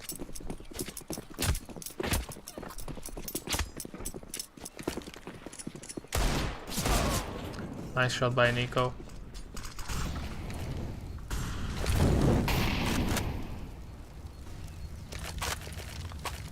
Olaf is all the way on the stairs in Palace, while the rest of the guys are in middle. Yeah, pretty basic. Let's try to push A. 3 guys mid, 1 guy's apps, 1 guy apps. 1 guy's apps. I mean, in rounds like this, you have to do something together. You can't spread out too much, because then there's little to no chance of doing anything. It didn't work out either way, but you know, at least you increase your chances of doing something, to achieving something, you know, in the round if you're sticking together on eco rounds. Now full buy, 16-6. Sorry, 13-6.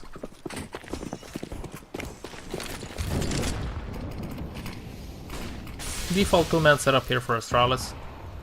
They're gonna use their utility to keep the T's back.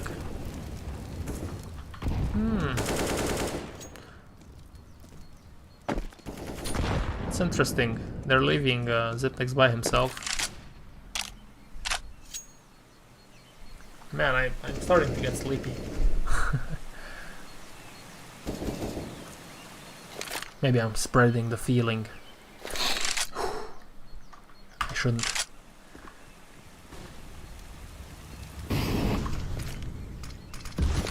FaZe is spread around the map. They are taking middle, they smoked off long. So, yeah, but this doesn't force any rotations from Astralis. Now they're gathering towards a B push. Yeah, pretty basic, man. I don't know what to say. Like, it's cool though, because on Dust 2 also, and even now, you can see the difference in their style between Astralis and FaZe. FaZe has a more, usually quicker, but not all, quicker and a pack mentality, while Astralis is playing a more tactical game, but we already knew that. It's just interesting to see it so obviously. Bomb has been planted. Oof. There you go. 14-6.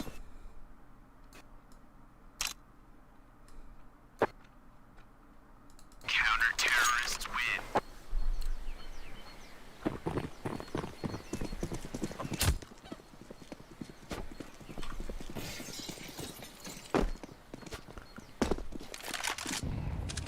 So 3 mid, 2 second. They're not that interested in B bomb site right now.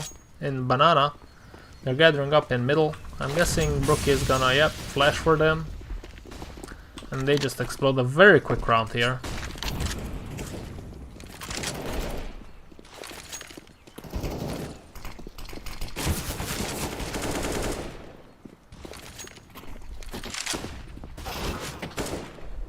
It's a 3v2 now.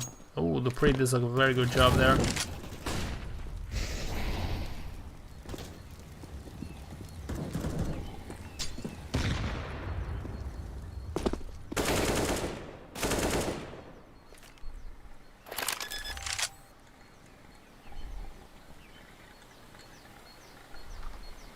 Second shot and on the pit guy was quite cool.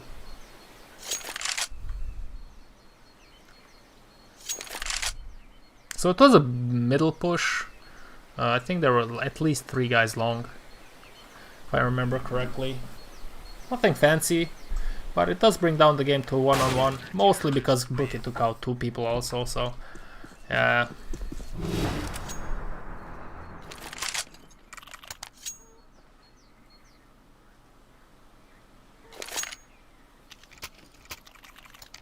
I don't know, man.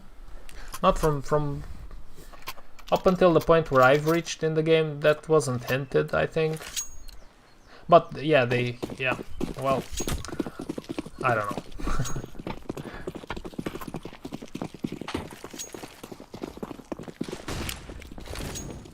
So, 3-man setup for Astralis on banana. They do lose device.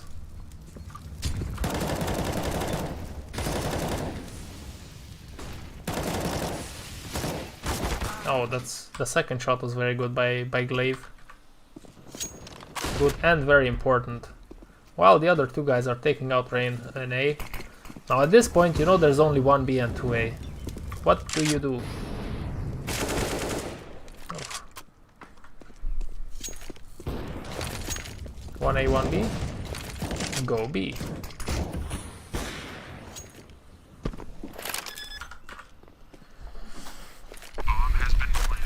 A lot of fighting on banana, which ended up with FaZe pushing in B.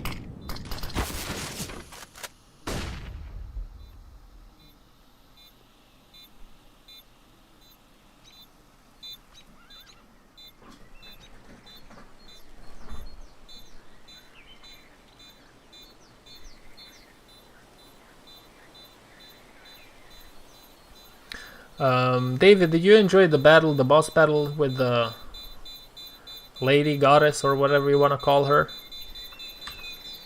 Cause it was quite fun. I think I've played it on normal difficulty and that point in time.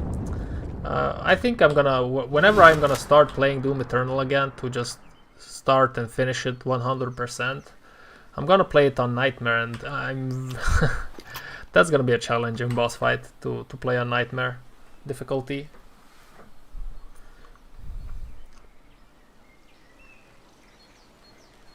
Okay, timeout. 15-7. Oh.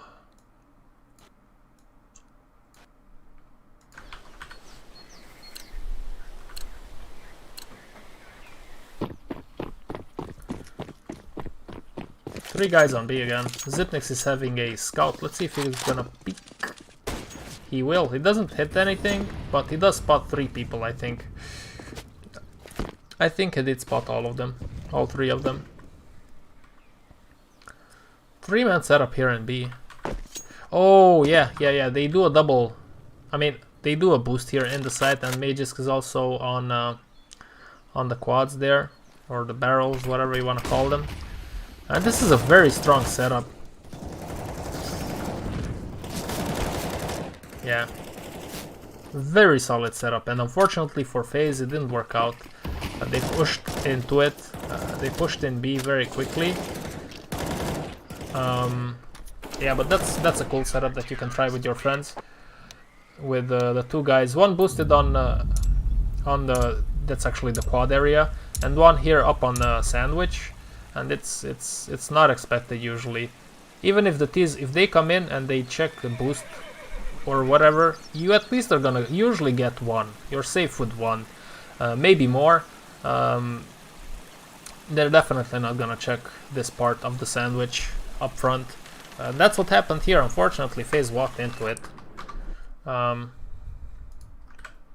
That's that. What did we learn in this map? Not much, man. FaZe was going more for quick setups, or at least they were sticking together more than Astralis did. Astralis always was doing defaults and then reacting to what was happening around them. 2 different philosophies. I like Astralis's more, obviously. Let's watch G2 against FaZe. They have played, let me check, I can't remember the maps. Okay, they played Dust 2, Mirage, and Nuke. Ooh. G2 actually, yeah, that was interesting. Okay, this is gonna be interesting because we're gonna see the parallel between FaZe playing Astralis on Dust 2 and playing G2 on Dust 2. I'm actually surprised G2 beat FaZe on Mirage. Okay, let's not jump ahead of ourselves. Let's watch Dust 2. This should be fun. Especially because we saw the match previously. Okay guys, one quick break. Less than a minute to take a leak, and then I'll be right back and we're gonna continue watching FaZe against G2.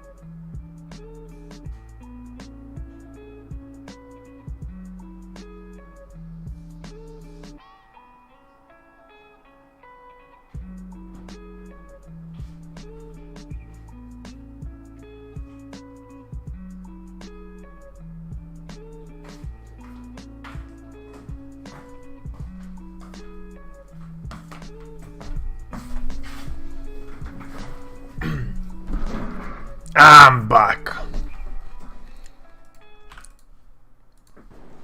Okay. Let's watch this bad boy. G2. FaZe Clan. Dust 2.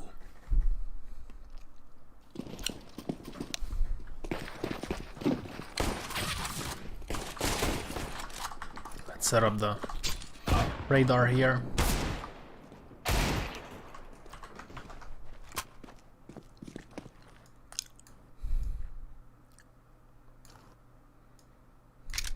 Let's fast forward to where the match starts.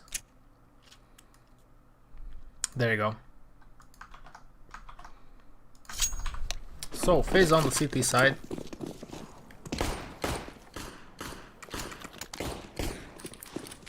They boosted Rain and Nico in middle. Olaf boosted these two guys. They're leaving long up for grabs. Probably playing for a retake. Rookie and Coldzera and B.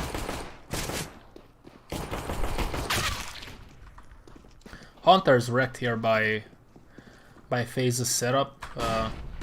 G2 is gonna push on long. And not the best of spots if you are with the Glocks against USPs.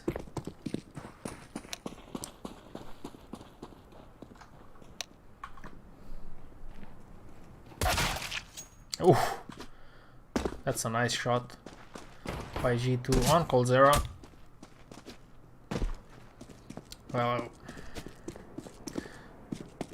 let's see what they're up to do with it. Like, their options are quite limited here in this 4v2. They could go short, they could go B, they could go middle, which I think, yeah, it's a tough spot to be in, to be honest with you, if you're G2.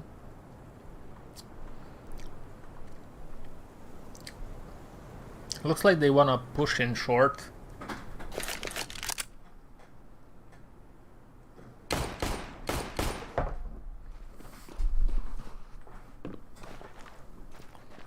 Meanwhile, I'll tell you that I appreciate you watching. Thank you very much for being on the stream. And if you see this in the future when it's not live, well, I appreciate that also. I hope everybody's having a lovely day. As always, it's Monday Fun Day, so it might be tough for some people. But, yeah. It's just another day of the week, guys. No biggie. Nico can definitely hear his jacks here. Oh. Okay. Jax just couldn't hit Nico there. It would have been an interesting one-on-one afterwards, but it didn't work out that way for G2. FaZe take the round.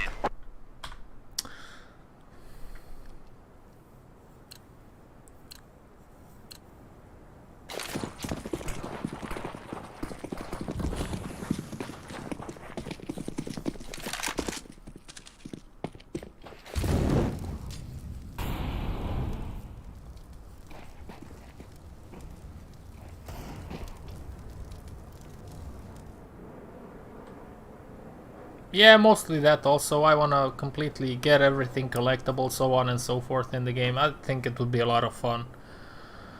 It's just that...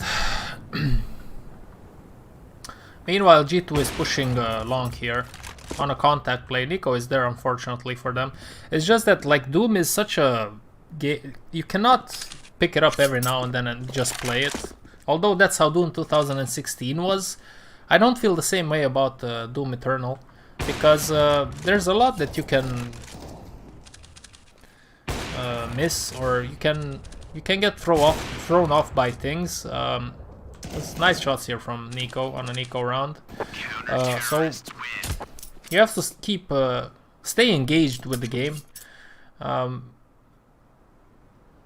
I looked at it when I first played it after I was done doing content on it as just a time to chill, relax, and to just play the game when on my downtime. But you cannot really watch it like that, because you have to...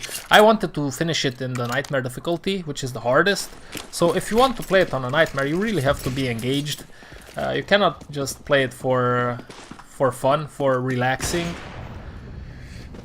And I think that's my mistake there, because I want to finish the game, but I want to do it on the nightmare difficulty, and you cannot do that unless you are focused on it, you know.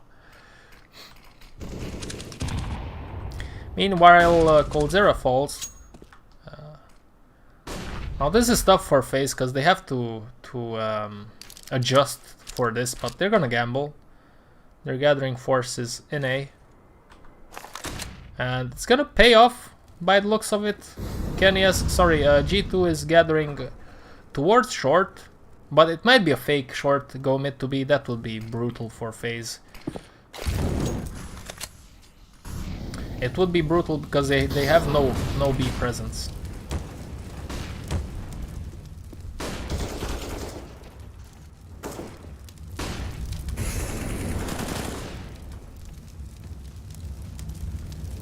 So it's actually a yeah, it is a short push, but they also tried to fake mid to B because they did throw a smoke in this part of the map while they were pushing in towards short. Now the setup was right there for FaZe. They were all of the team was on A, but they still got taken out by the G2 forces. Holly holly holly ho. Okay.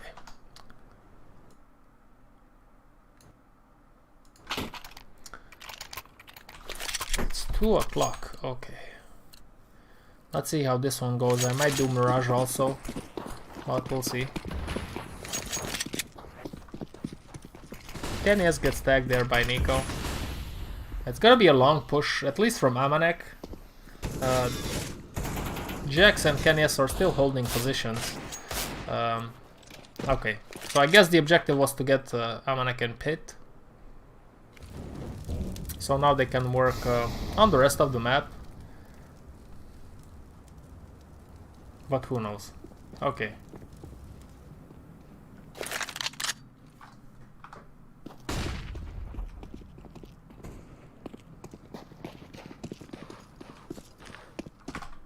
I mean, fair enough. Nico hits a nice shot there. They did have long control, and then they eventually opted to push in, but this is very late. I mean, not very late, but considering they took it early on in the round, it is a late push on long. And look at this. The FaZe players are cutting off the map slowly but surely. But even though they are expecting an A push here, this might still go in G2's favor because of the superior weaponry.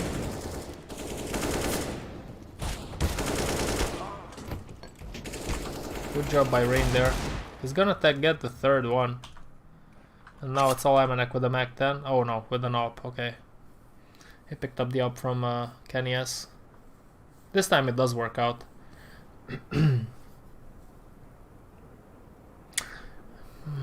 Yeah, I don't know why they waited so long on long. So much on long. Actually, I can understand why they waited.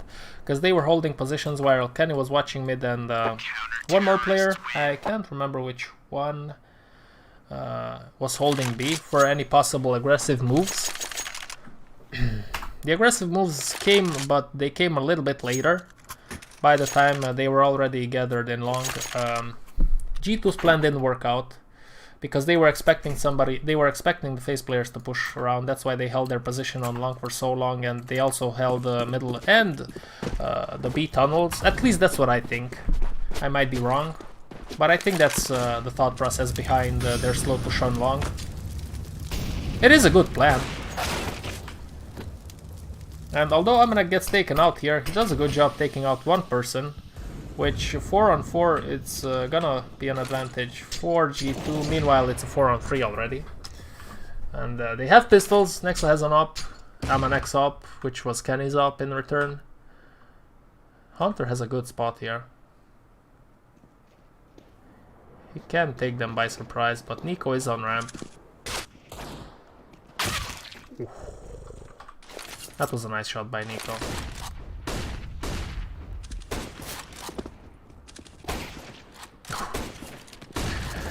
Oh, hits them both, and yeah, Nico did a great job there. Let's go forward. Not much to say there, to be honest with you. Full buy now. This should be more interesting. 3 on long, 2 in B. While G2 is doing somewhat of a default. Nexa is watching long. Possible middle push. Push is. Kenny is doing the same. Hunter and Jack's going from upper to lower, and now on short.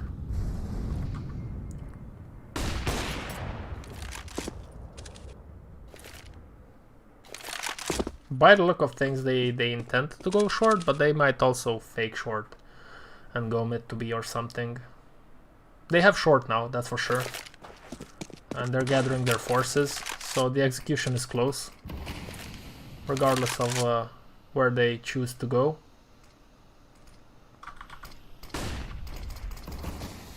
Yeah, Amanek is gonna fake the mid to B part, or at least he tried to. There's a yeah. Yeah, that was a nice play by Nico and Rain. Okay, the round fell out, fell flat here for G2, but they do bring it down to a 3v3. Because they wanted to fake mid to B. You saw Amanek push out here. He saw no one though, because the people responsible were in B. There were 2 guys in B, 2 long and 1 short. 2 short, 1 long. Oh wow. They walked into B. That's a nice shot by Coldzera. Counter-terrorists win. That was a nice setup by FaZe. It worked out, the timing was great. Rain flashed, pop flashed. Nico was sitting in the smoke here. He pop flashed Nico and Nico just peeked, and he took the 2 players by surprise. Because they were preparing for a fake mid to B and then push in short. But it didn't work out their way. Okay, let's go fast forward to jump.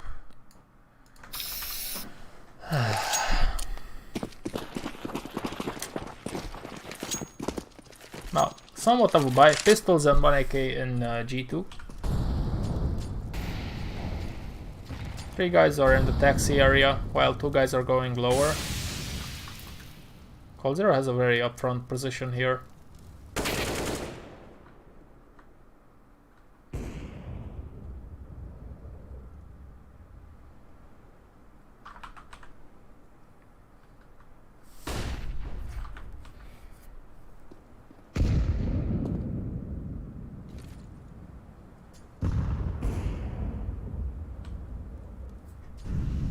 Now at this point in time it's really tough for you if you're G2. 5v3, you have 2 pistols in your team.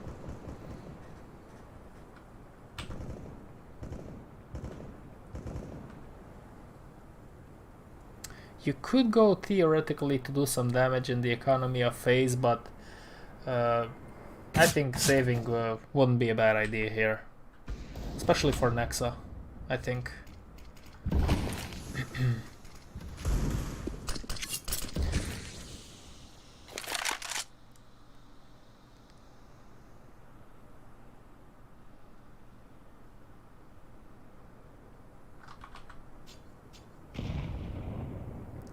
Are they gonna go for it?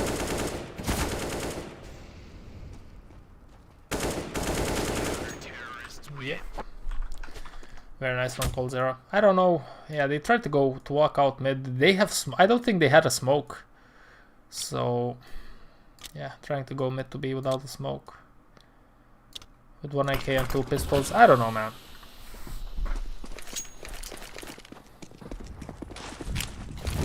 Don't know if I agree with that, but full buy on both sides. Nexa with the Galil. Nico takes out Kenny. Yeah, let's see that. They were playing around with fire. And middle.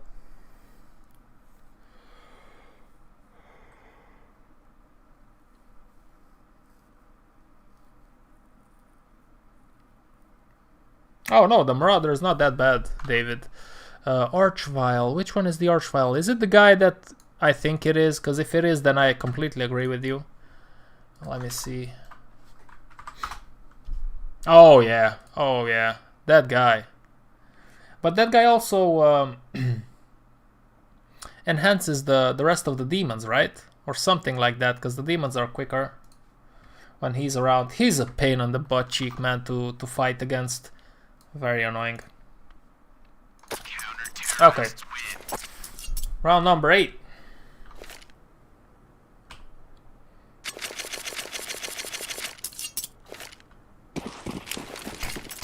Let's see Nico's battle here with Kenny.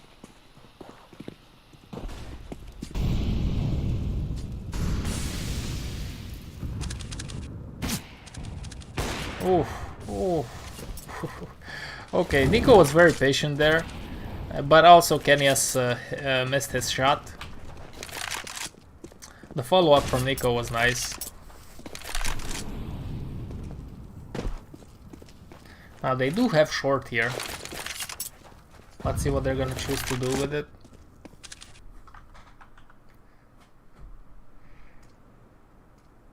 Amanek lurking in B with AWP. By the looks of it, it's yeah, they're gonna fake, I think, short and then go mid to B. Yeah, the smoke is already towards CT, right? No? No. This is so stupid.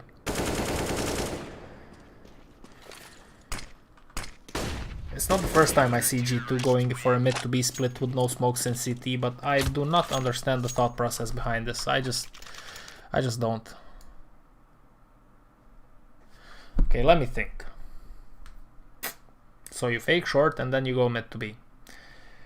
Maybe, I'm just saying maybe, the idea... Oh, what the heck did I do here? Terrorists win.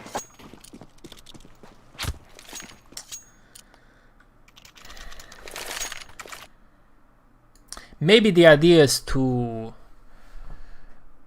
for the CTs to not expect the mid to be push because there is no smoke in CT, you know. If there is a smoke in CT, then you kind of expect the B push, the mid to B push. But because there was no smoke, maybe the CTs will think, maybe we shouldn't go because it's not a mid to B. There's no smoke in CT. Maybe they're just faking maybe they're just double faking, doing a double fake.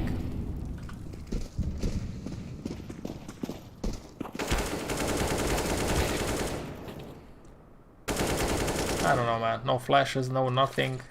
They're just pushing out.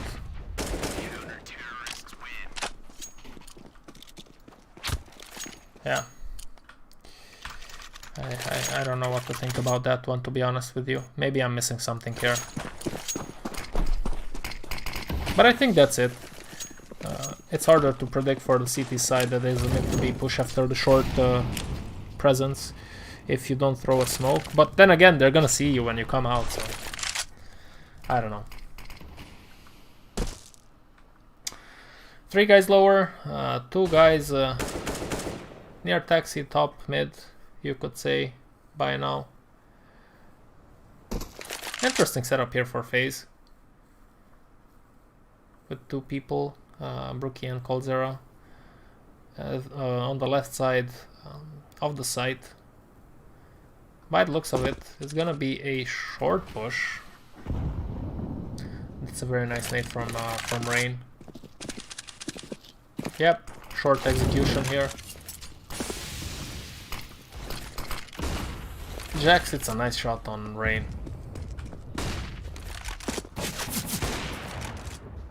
Nico does the same on Amanek. Ooh. Why do you peek that? Why do you peek that? The bomb is planting towards short and you shouldn't peek on long when you know there's an op there. I think that was a big mistake from Jax. Oh, come on. Nico is just going to town here on them. Yeah, that's a very nice round from Nico, but also some mistakes there from G2. I think Jax peeking towards long was a mistake. But as I always say, what do I know? I'm just a YouTuber. Small YouTuber. I mean, this is the best channel that nobody watches, baby, so I take pride in that.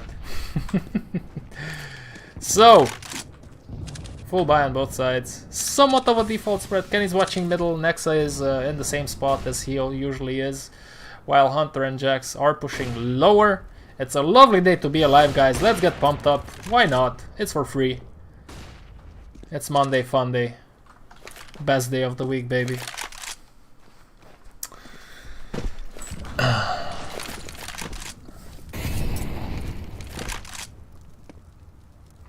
Oh, Brookie the rookie is gonna push in here. Let's see if he's checking. He's gonna check this area. No. Completely not watching it. This crosshair, by the way, reminds me of Alien vs Predator, the video game. They're gathering towards long. This is such a weird setup. A late long push. Yeah, a very long, very late long push here. Olaf is in big trouble. And Amanek, ooh, Amanek does a very good job there to take out both coldzera and Brookie. Brookie was not expecting him, and coldzera was still caught by surprise, I guess.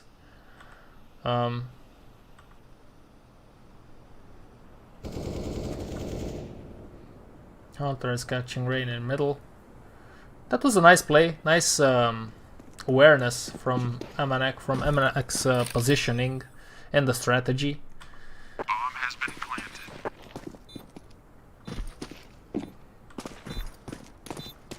And yeah, FaZe got it. Got baited there. I mean, not baited, but they did push upper B, and that's what happened. Amanek punished them, and then they just rotated from long towards B.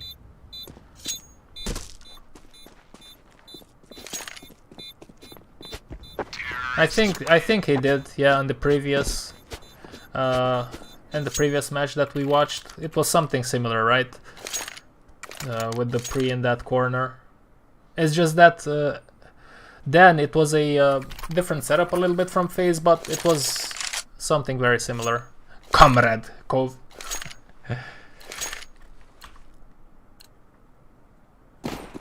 Welcome to the stream, by the way. That's the first time I see you here. So, full buy both sides.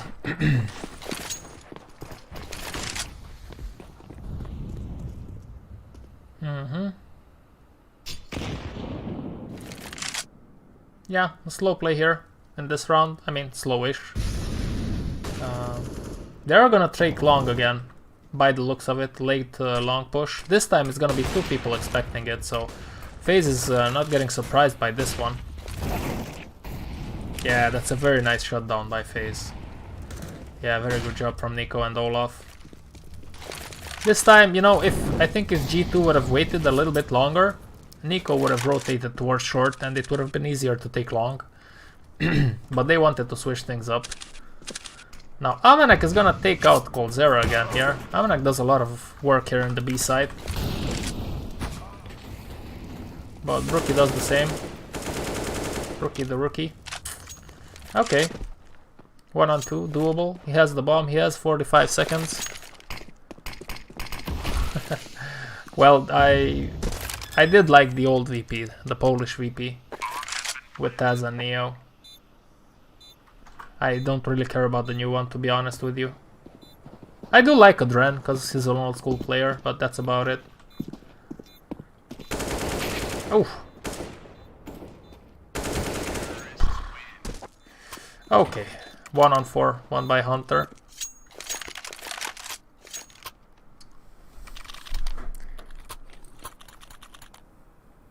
Wow, that sucks. That sucks if you're FaZe to lose that round. But it is 8-3, so I don't think they stressed too much about that. The lockdown on the long side, on the long area, was very good by Nico and Olaf. Now let's see. They're gonna go with 3 guys in B to anticipate a B rush.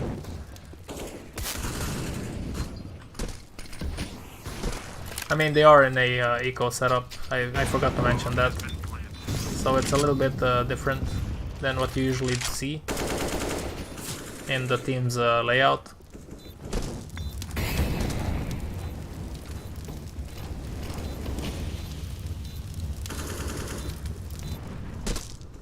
Oh, that's very nice of you, comrade. What's your favorite player? Who do you like to watch usually?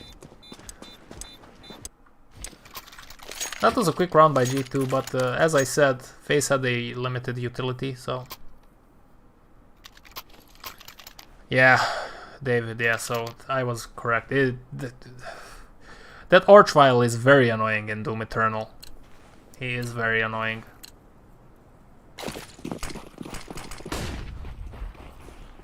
I agree. I think he's the worst, and also the what do you call them? The ones that are flying, the flying heads, but the stronger ones. Those are also quite a challenge usually when you play against them. And the little worms. Oh my god, the worms are the worms are the worst. At least the Archvile you only meet like 3 or 4 times, I think, but the worms you meet them all the time. It's such annoying when there are multiple enemies on the map. They are very, very annoying. Yeah, he is good, he is good. Mr. James.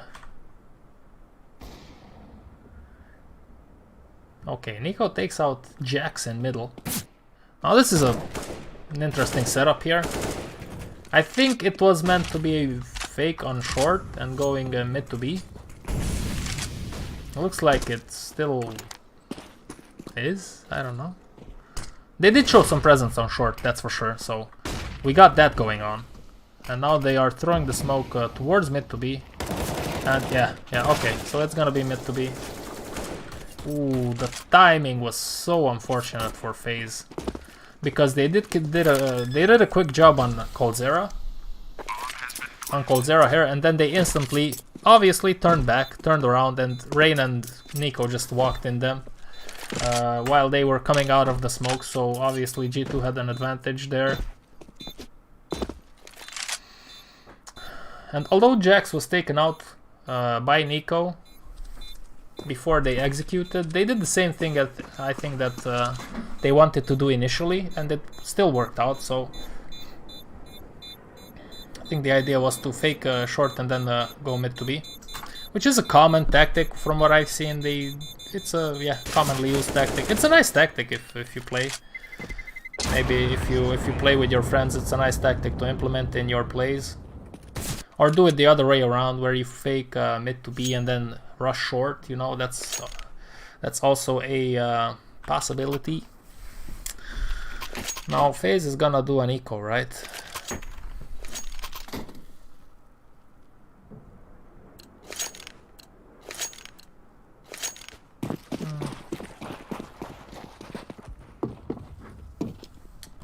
Hello Marius. Well, I find them from prosetics.net. I will write it to you once this round is finished, so you can satisfy your desire for information. Welcome to the stream, by the way. So, default split here. Usually Amanek holds upper B, Nexa holds the taxi area, I like to call it. And then the rest of the team is usually Kenyas obviously is watching middle with the op, and the rest are just dancing around and trying to inflict some damage, or just setting up the whatever tactic that's going on in that particular round. Now it is an eco round for FaZe. They have some deagles. Rookie has a Zeus. At this distance, I don't know what Brookie is trying to do. Oh, okay, I think I've seen a highlight of this. I don't know if it's in this match or... Nice try by Brookie. Let's give him that, yeah. While G2 is pushing in short, that's a nice try. If it works out, it's such a cool little play. That's gonna be it, right? Coldzera 1v3. Let's watch it all the way though, because I can't remember exactly what goes down here. I didn't watch the match, so... But it is a nice comeback. It was 8-2. Yeah, 8-2. 8-2-2. 2-2. 2-2-2-2-2-2-2-2-2-2. It was 8-2. Now it's 8-6. So it was a decent comeback for G2, especially because it was 8-2 and Hunter was in a 1-on-4, right? I mean, granted, it was a 1-on-4 where they did trade. He did trade his teammates, so it wasn't a pure 1-on-4, so to say. But still, it was a good play from him. Now it's 8-6 with the same default spread as we saw before.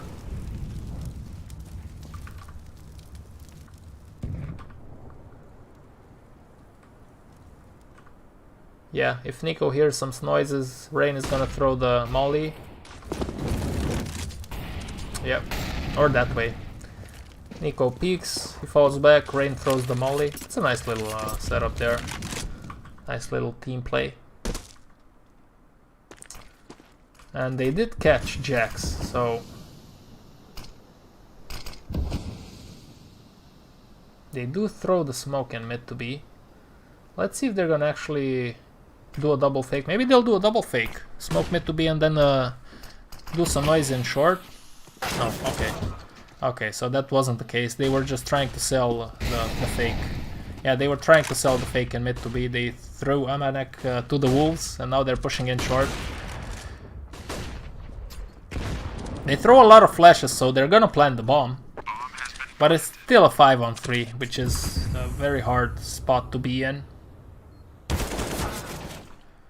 Yeah.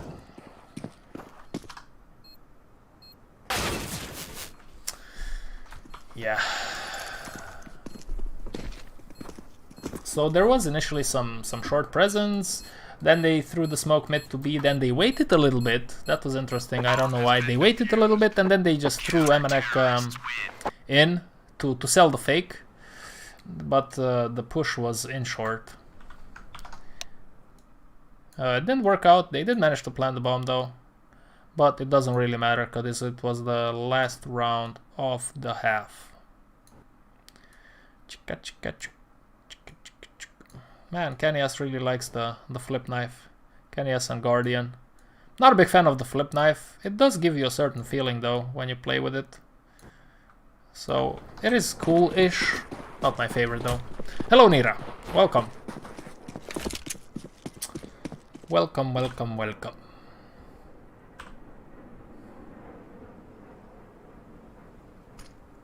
How are you today, Nira? I haven't seen you. Did I see you in the past year? I don't think so. Anyway, welcome to my stream. This is the best channel that nobody watches except a few special people, like yourselves.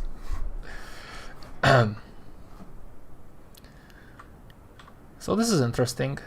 The bomb is holding... Yeah, I think this is... What is this? Like fake short and then go mid to B? By the look of things, this is how it looks. I think this is a fake...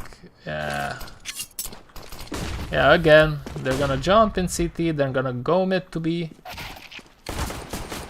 Not a bad setup, I'm not downplaying it. Not a bad setup at all. Ooh. Actually, G2 does a good job in putting up a fight here. That was a good rep by FaZe, but G2 did fight back. And now it's a 1-on-2. It is Nico though, so chances are still high. I'm okay, thank you for asking. Very busy day, but that doesn't matter. Busy is good usually for me, and I'm up to the task, so I'm good, thanks. I'm getting hungry, but after the stream I'll start cooking some food, so I'm safe. I won't die of hunger, and I have to lose some weight anyway, so it doesn't matter. So as I was saying, okay, luckily for Kenny, okay, here we go. Luckily for Kenny, Nico was low HP.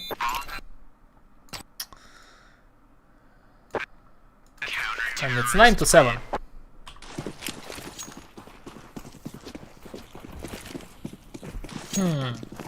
FaZe do a full eco. Nico is the only one that is gonna get a AK. Wait, what? Wait a minute.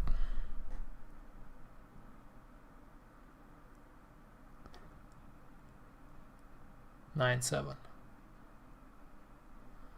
Who dropped him the AK? Wait, I'm being a little bit. I'm through 7. Who dropped him the AK? Okay, let me pull this back. I'm confused. Yes, 2 flashes, head armor, and AK. Somebody dropped him the AK. Did he kill so many people that he had enough money? I might look like a fool here. Okay, I might look like a complete idiot, but I want to see this. Okay, he had enough money. He made enough frags. He planted the bomb. Yeah, so it adds up. Okay, I was just curious because it looked a little bit fishy. What's so funny, Nira? How was your weekend, Nira? Was it okay?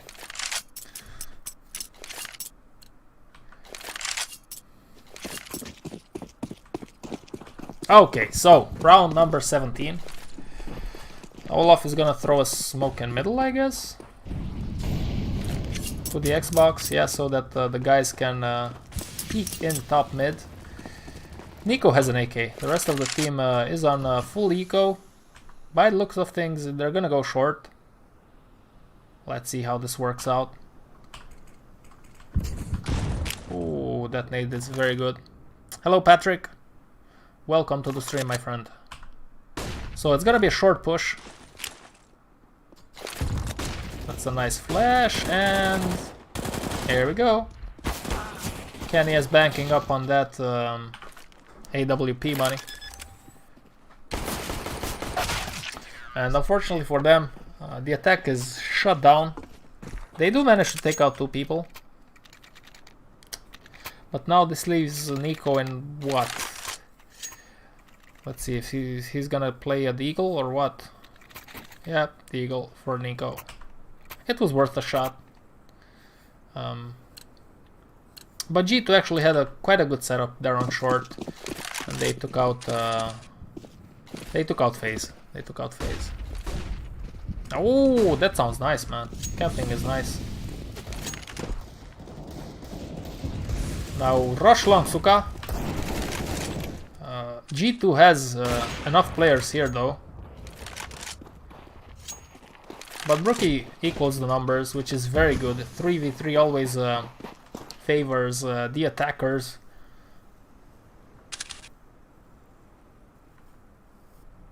Now they're gonna regroup towards B. Shh. My dog is, I don't know, growling, I think is the word.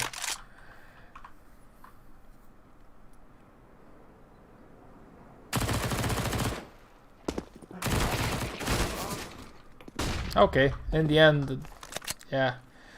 Max did take out one and did a lot of damage on the second player, but yeah, it was a little bit eager there. That's a nice Molotov by Kenny. It slows Coldzera down and it allows time for Amanek to rotate. Bomb has been planted. Oof. Okay. And FaZe take the round. Pretty straightforward round. So they battled on long. Once the battle was done, it was a 3-on-3. Then they rotated towards B. Nexa was there.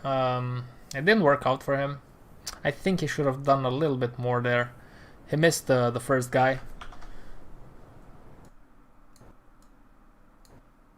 And that was it. That's the history of round number 18. Let's show up on round number 19. Full buy on both sides. I mean full buy. All the money is spent on both sides. I think that's the correct term. Oh, Amanek is doing a very good job here. On a half buy. I mean, yeah, half buy. They have upgraded pistols, one M4 and one UMP. FaZe wanted to go with Rush B. It doesn't work out for them. At least for now. It's a 5-on-3. Now Jax is in a good spot here, but he might get caught by Nico.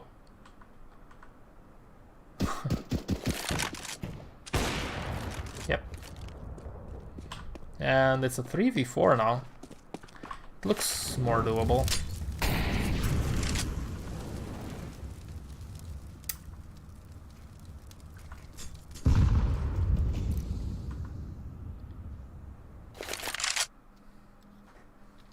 By the look of things, it's gonna be an A push. Nico is long. Rain is short.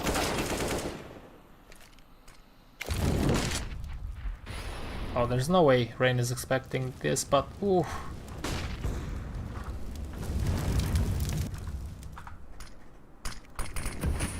Good setup here on short for G2. They might get Rain. Yep. Now it's a 3v2. 3v2, 2. Bomb has been planted. It's still a close run considering Amanek took out 2 people in the beginning of the round.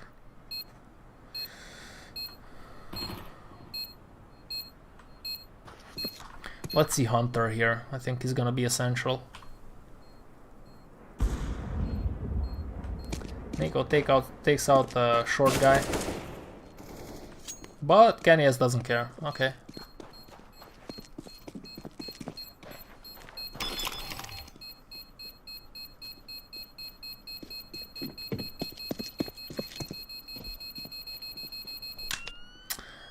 Her name is Ella. Oh shit. Oh, this is the... Oh, I remember this. This is such a giant mess up by G2. They lost this round. They should have... They could have defused, but they lost the round. It's pathetic. I mean, yeah. G2 and defuses. We all know how it goes.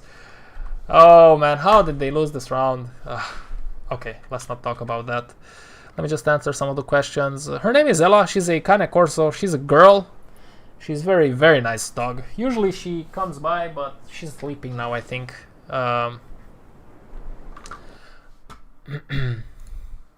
She is taking a nap. Usually, when I wake up, first thing is after I eat, I take a long walk with her in the woods. So she runs wild, and then we come home, and then she takes her beauty nap, which is usually 2 or 3 hours, maybe sometimes more. She is quiet and very nice while I'm streaming usually, so I appreciate that. Yeah, cool dog. Usually you do smoke mid-doors, yes. Just so that the T's don't have information on how many players are A, how many players are on B, comrade. Okay. Again, potato by G2, but Kenny does have an off, so that is worth mentioning. 3 guys on A, 2 guys on B. Kenny is in middle, not quite in B. Cold 0 long. 2 guys lower, 1 upper, Rain in middle. Hello, Night Reaper. That's an entrance. Thank you, Nira, thank you. Welcome to the stream, guys. Thank you very much for sticking by. I hope you find something to your enjoyment, and maybe you learn a thing or two on how to play and to apply things with your friends, maybe when you play or when your team.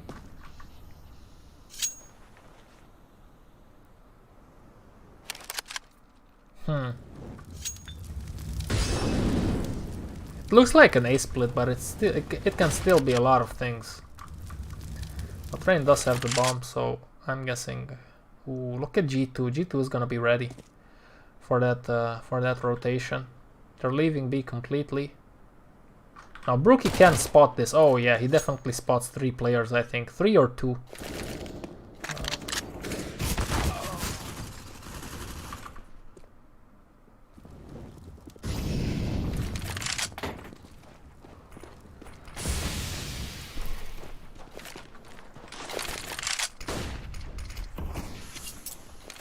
Yeah, this was quite the round.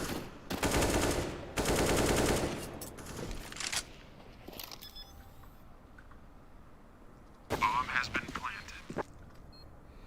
So they did see 3 people around middle from G2. So they battled, and now we're here. Yeah, at this point in time, exactly. Hunter is gonna save. No point in trying to do this. Better keep that up for Kenyas in the next round.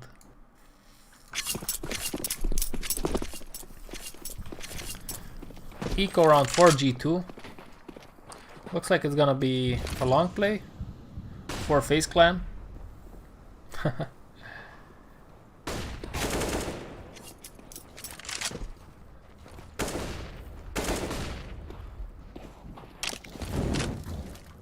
Yeah, this is a very competitive match up until this point.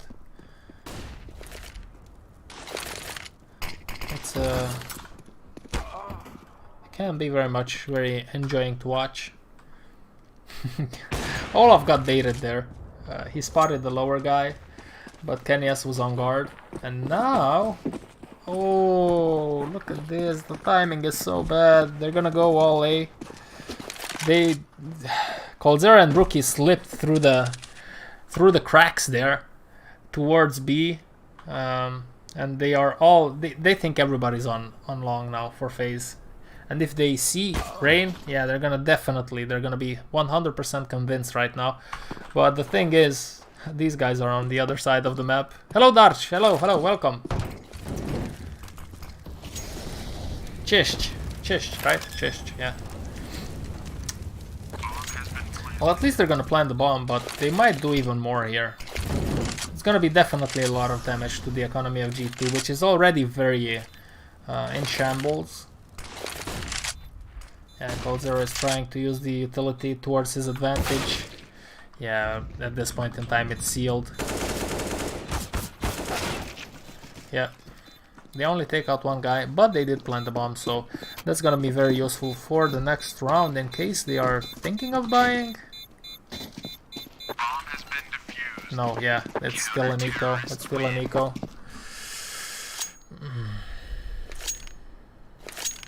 No, Nira, I'm not playing competitively. I used to be an in-game leader in CS 1.6.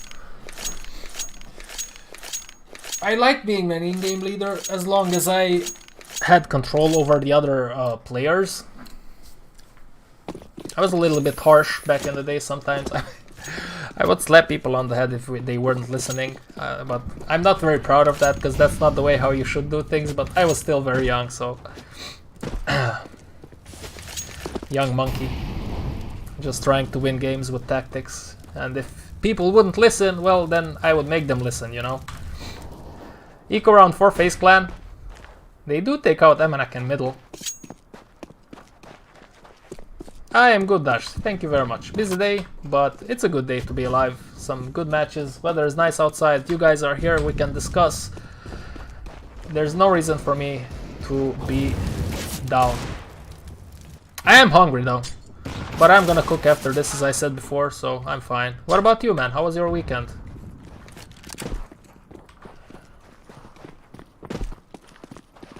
So it looks like G2 is having this under control, but oh my. Oh, coldzera, come on.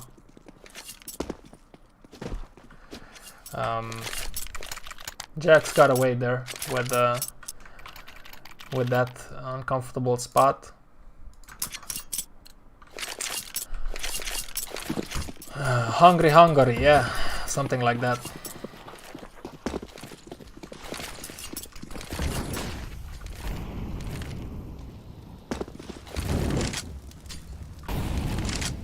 I'll cook some good. I'm gonna stop. So default setup here for FaZe. They do take out Kenyas in middle. Usually coldzera is the one that holds Longhouse and Olaf is holding upper B. We know that by now. So I'm gonna cook some baked potatoes and some meatballs in the oven with combined with some very nice spices and some greens, and oh my god, I'm gonna stop talking because I'm getting hungry just by saying that. It's like 3 o'clock right now. Okay, it's 3 o'clock and I ate an omelette in the morning at 6 in the morning, so not the best of management here on my nutritional side, but I'm gonna survive. Want to lose weight anyway, so. Bomb has been planted. Okay, slowly but surely FaZe worked their way towards B, basically in this round. And at this point in time, G2 is gonna save up. 101. Hello, Bullseye. Of course I can cook, man. I can do it.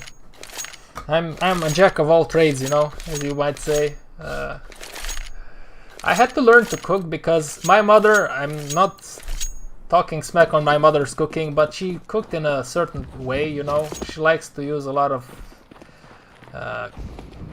one spice that I don't like, and fatty food, and I started at one point eating more clean, more healthier, so I prefer to just cook my own food, you know. While Kenny S there took a double shot in middle doors, which is very good for his team. It's a 4v3 now, with the FaZe clan players up in upper B. So I had to cook, and now that I'm like, I don't live with my parents or anything, I live with my wife. We cook. Sometimes I cook, sometimes she cooks. It depends on how we manage our time and how our jobs work. So we can both cook, you know. That's a nice Molotov and a nice HE grenade by Hunter. Actually, it's a very good. As you can see, it does a lot of damage, man. Nice hold down by G2. It was heavily influenced by Kenny S's double shot there in the mid doors, so it is what it is, I guess. Why are you going to cry under your bed, Night Reaper? Yes, Miguel, I do play Face It sometimes. Usually in the night when I finish all of my work with everything, I enjoy some matches if I get the time to, but not every day. Maybe in some of the streams this week I'll play some Face It.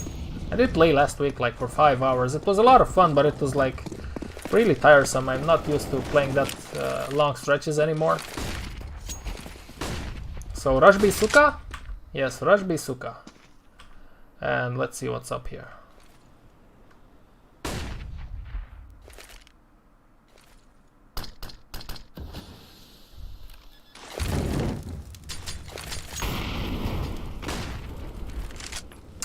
No, it depends on the teams, but Comrade, from what I've seen, Coldzera is always long and Olaf is always upper B. So it's a default setup, you know. That's how the teams are used to it. So you should most of the time see Coldzera hold long and Olaf Meister hold upper B. That's the same, and it happens in other teams also. So the Ruski B worked out.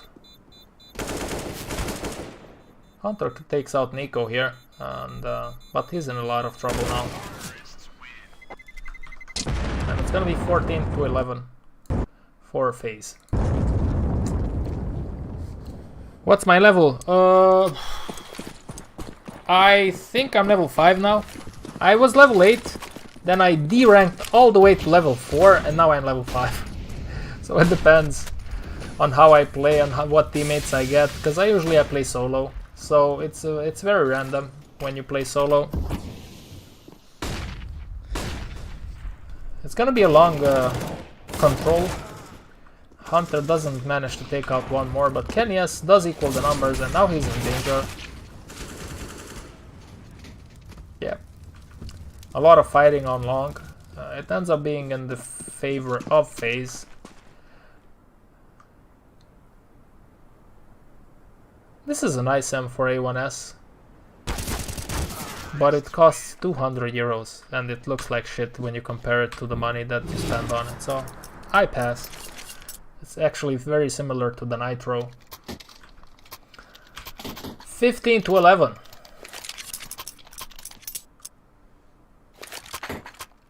G2 is in a very tough spot here. 6:21. Okay, so 4 hours. Yeah, 3.5 hours actually, the difference between me and you.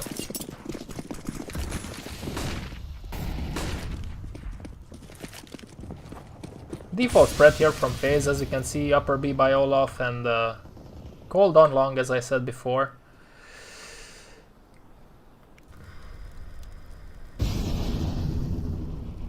I don't know, Nira, why they plague the Fire Serpent. I agree with you, it's a very ugly skin, but it has a certain esteem that comes with it. I think it's the same thing like when people buy BMWs or Mercedes. You can always find better and more reliable cars out there, but it's not gonna be a Mercedes, right? You buy the brand also. So I think it's something similar with this Fire Serpent also. And it's been around for a long time now. So I think that's it. I agree with you. I think it's an ugly skin. But yeah, pro players like it for some reason. And there are some players out there. I'm not saying that all the players that have a Fire Serpent are this way, but there are players out there that just want to show off with their expensive skins. So that's also a thing to take into consideration. Now, FaZe Clan is gathering up in B here. It's gonna be Rush B Suka. Rain takes out Hunter in middle. I mean, G2 is gonna be here, but I don't know if it's gonna work out for them. Did I say that?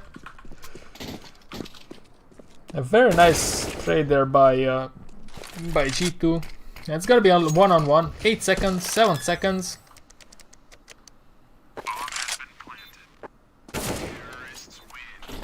Yeah, that was good job by Brookie, I guess. That was very close on being a lost round for FaZe.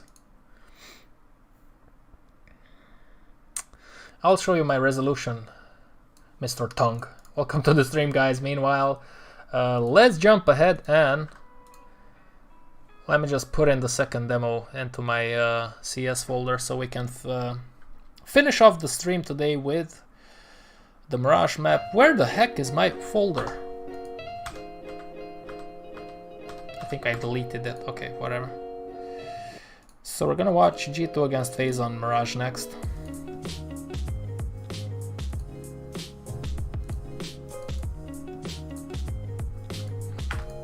Then I'm off. I have to cook, I have to eat. I still have to work out. Man, it's so tough to work out when you're sitting at home. I just want to go to the gym and lift some shit, but it's not possible right now.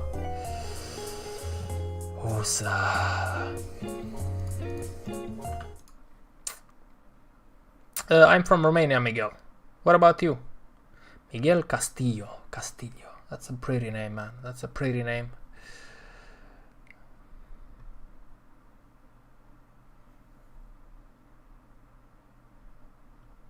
Yeah, something like that, Nira. Play demo. Oh. I mean, you want to see a nice AK? I'm gonna show you a nice AK. Nice cheap AK. Look at this.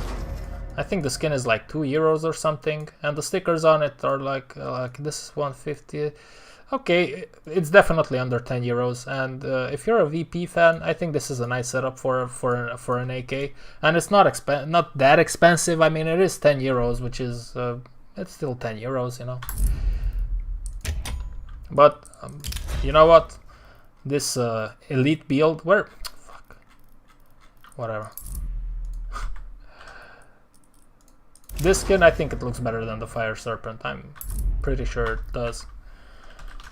Okay, let's play the demo. That's besides the point. I will actually do a top 10 at one point with the overrated skins and the overpriced skins. But for now, I think by tomorrow I will publish top 10 knife skins under €250. I already recorded some of it, but I still have to work on it. So expect something like that tomorrow. Okay, back to the business. What about you, Miguel? Where are you from? My resolution is 1024 by 76.8. Boom. And I have everything on low, except the shader details, because that makes the lightning on the weapons a little bit nicer. So I keep that on, but everything else is on low because it's Counter-Strike. It doesn't have to look pretty, you just have to have the most FPSs that you can. Yeah, of course, everything that you see on YouTube is my work. Twitch be sharp.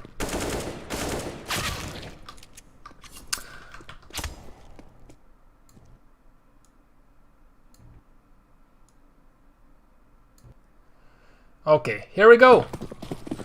G2 is on the CT side of Mirage. Let's see how this match will be laid out. Looks like it's a setup here. A smokes, yeah. 2 guys in window and 1 in jungle for G2, so no presence in CT.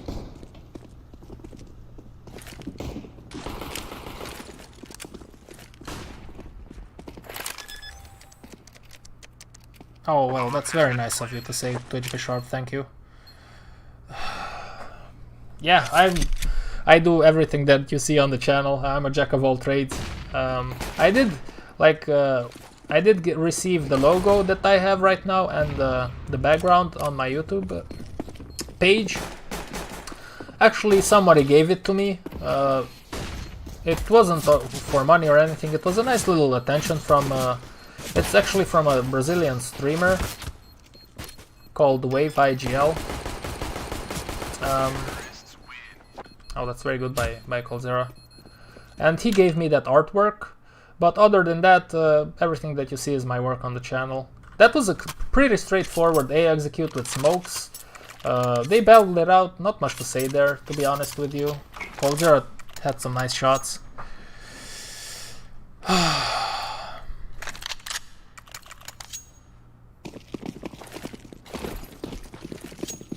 No, comrade, believe me when I tell you, it's just personal preference. Don't think that it improves anything or you can shoot better or bullshit like that. It's just straight up preference. If you have a lower end PC, maybe a lower resolution will help you get more FPSs. But even then, yeah, sometimes it can help you. But other than that, play on what you like the most. It doesn't matter mechanically, you know. Well, thank you, Nira. I agree with that statement. I don't try to be too full of myself, you know, but I do agree with that statement. But, you know, I'll keep on grinding and maybe, hopefully, I won't be underrated.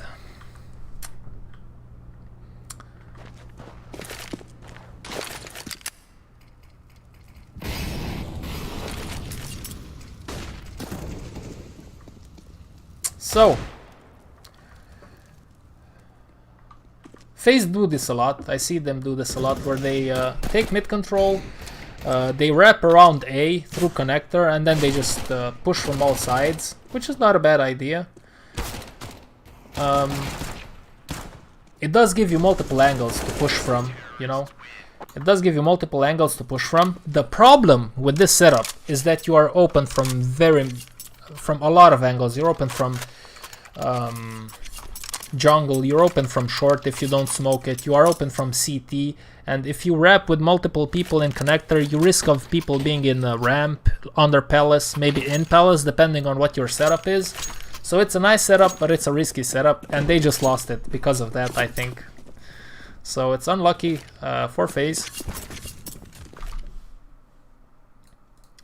It is unlucky for FaZe.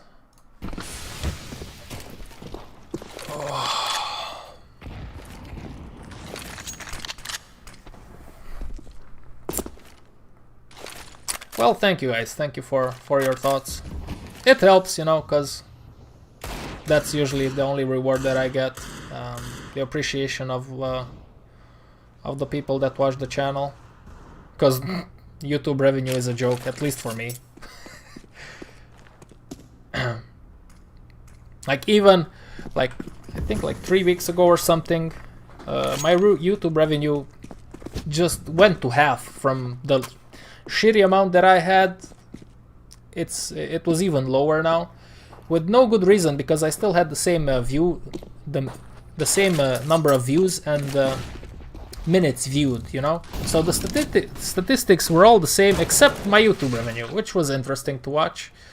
But they implemented some new kind of studio, and you have to. What YouTube tries to do basically is to put more responsibility on you, so that if something goes wrong with your channel, they're not responsible for it. Although it's their platform, you know, so they try to give you more responsibility with the monetization, with the details of your video, and then they also lower your revenue, which is like more work for less money, which is okay, because I don't really expect to do a fortune out of YouTube, right? But I mean, some reward would be cool, right? For the work that I put into it.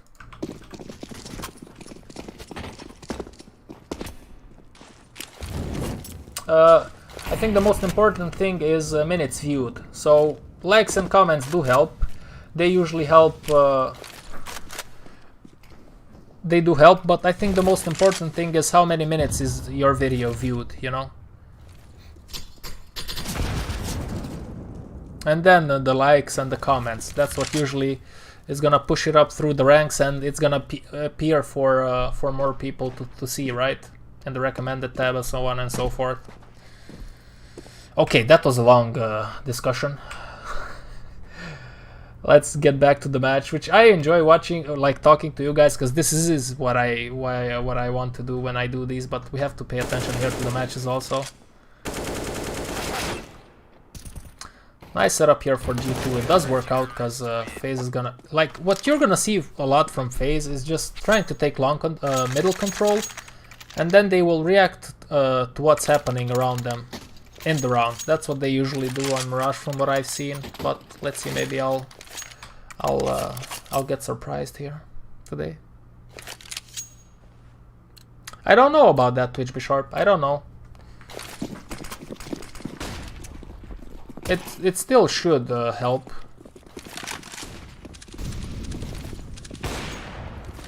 That's a nice shot from Rookie, but I don't know the exact thing about playing the videos quicker. And as I said, you see ChilledCow is holding NAB aggression. Olaf is under and they took mid control with the rest of the players. Rain really likes to lurk a lot in the connector area. You're gonna see him a lot here.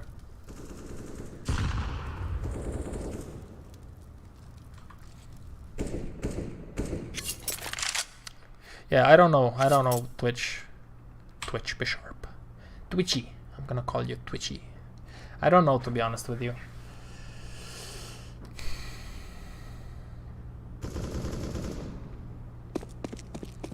Okay, there are some trades on ramp going on.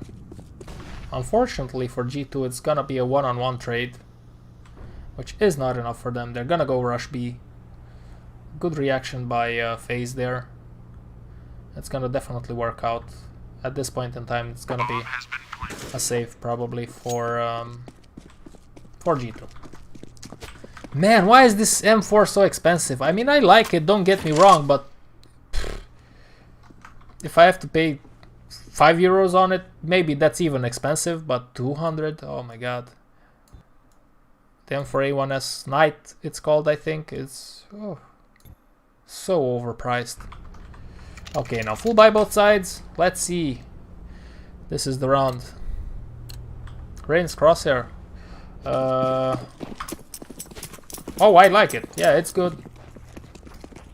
It's good, it's good. Do you like it? I usually use a different crosshair. Let me see if I can get anybody. Okay, no crosshairs here. That's similar to mine. It's a thin crosshair. Rain's is a little bit thicker, but it's a thin and small crosshair with a small gap. But Rain's crosshair is also good.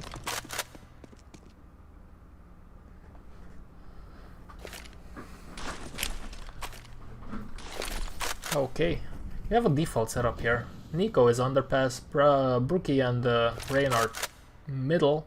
Olaf ramp, ChilledCow apps. Yeah, they usually play around middle. And then, according to what happens, they go A or B, if they are trades or stuff like that. Let's see what they opt to do here.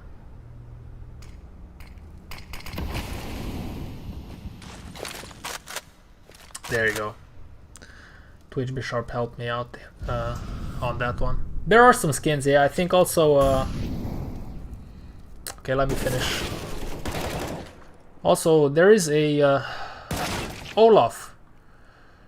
Okay, so it's a rep here. It works out for G2. Olaf has a deagle. I think it's called Golden Koi, which is like 20 euros. It looks like absolute pupe. What is pupe? You know what pupe is? It's a combination of poop and puke. I don't know if I'm gonna see it, but it's the golden koi. It's ugly, but it is expensive because it is also, I think that one is used in the fire serpent trade ups. I think so, yeah. Let me just check what it's called. I'm gonna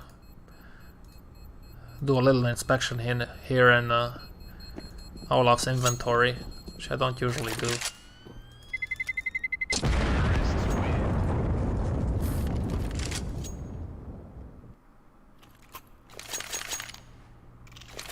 Come on, man. He has 31 pages of skins. I mean, granted, most of it is filler, but...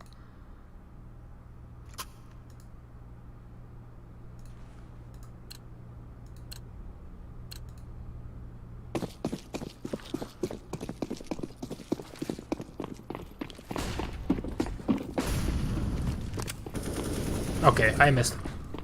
But you get the point. It's gonna be a quick rush A here. 3 ramp, 2 apps.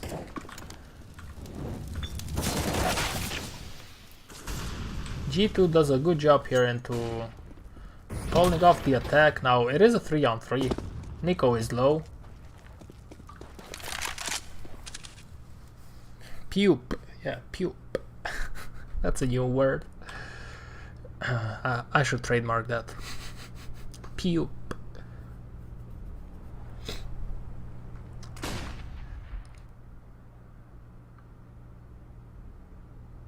Yeah, now you see FaZe is waiting here for any possible pushes from G2, which is smart. It is smart. Maybe some of the players might be tempted to push and to get some info on where the FaZe players are. Olaf is using an AWP Phobos. Why? He has a Asimov. Yeah, maybe he was feeling adventurous. Regardless. No! Nexa.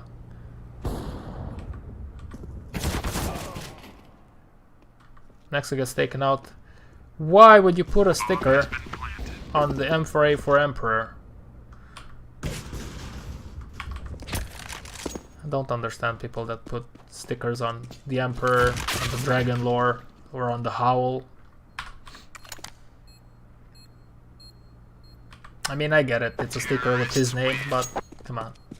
Come on, Nexa. Make it disappear.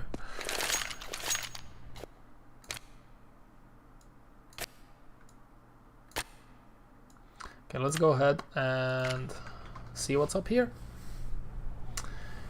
Darche, you want me to watch Nico? Will you send me a cookie through the email if I watch Nico? I am hungry and I could use a cookie. I have milk myself. I don't want your milk, but a cookie? Polish cookie? Yes. Okay, so this is very, very, very often used. They're gonna throw a shit ton of flashes top mid, and then they're gonna try to take it. I mean FaZe, obviously. Where is Olaf? I think he got killed underpass because usually that's where he plays or something. Coldzera holds B apps. Where did Olaf disappear? I missed it completely. I'm sorry. I was focusing on the top mid guys.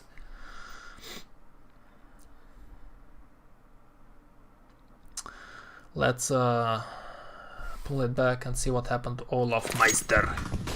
The Meister. Ah, okay. He was in B, not on the pass. He tried to peek. Yeah, he had a good spawn maybe, but Amanek was there unfortunately for him. And that's the story of this round. Now let's see how FaZe react to this. It's a 4-on-5. Rain is here lurking in connector. He does this a lot.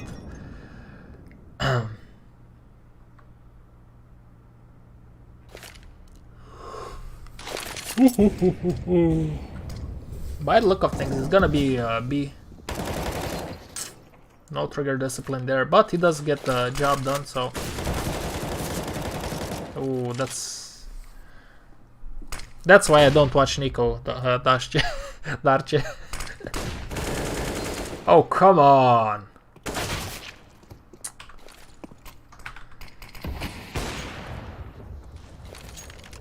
Yeah, Nexa definitely earned his paycheck there. I mean, he did get some support from Amanek with the flashes, but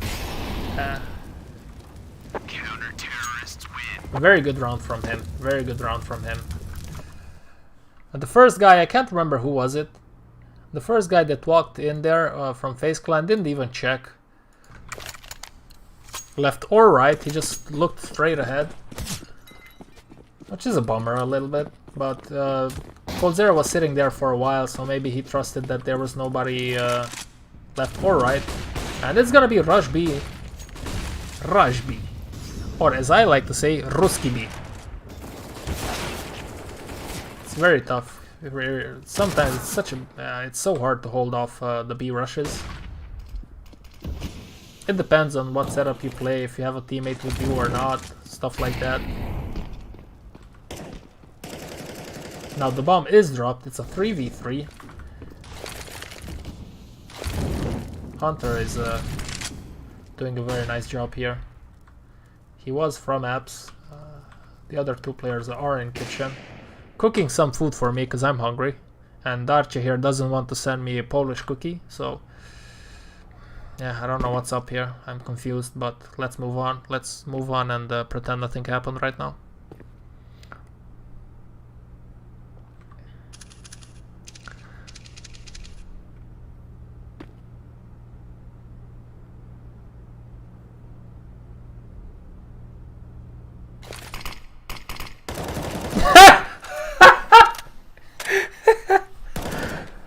Oh, that's a very... oh man, thank you Twitch Sharp for making me laugh. That's a good analogy, man. Oh wow, that's a good one. That's a really good one. Sorry for the stupid noises that I make when I laugh hard.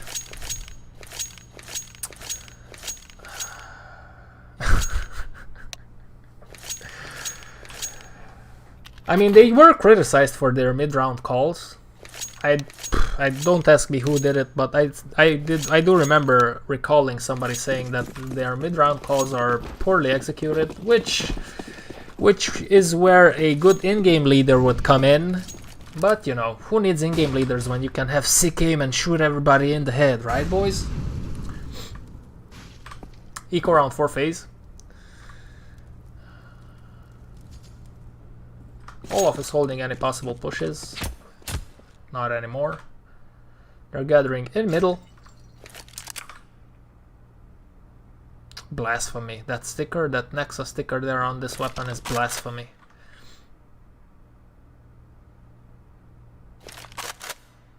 I know you're not gonna see this Nexa, but if you, by any chance you see this, just delete that sticker, man.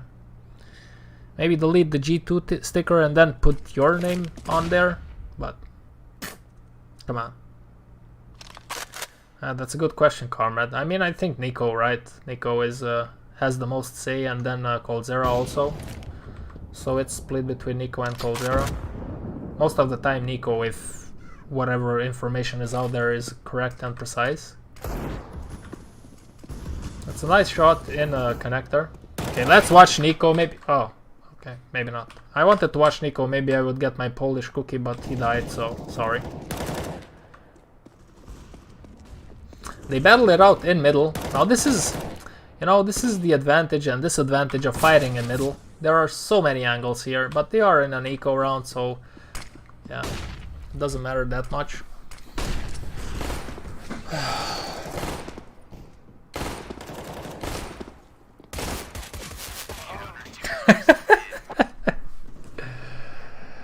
Oh boy.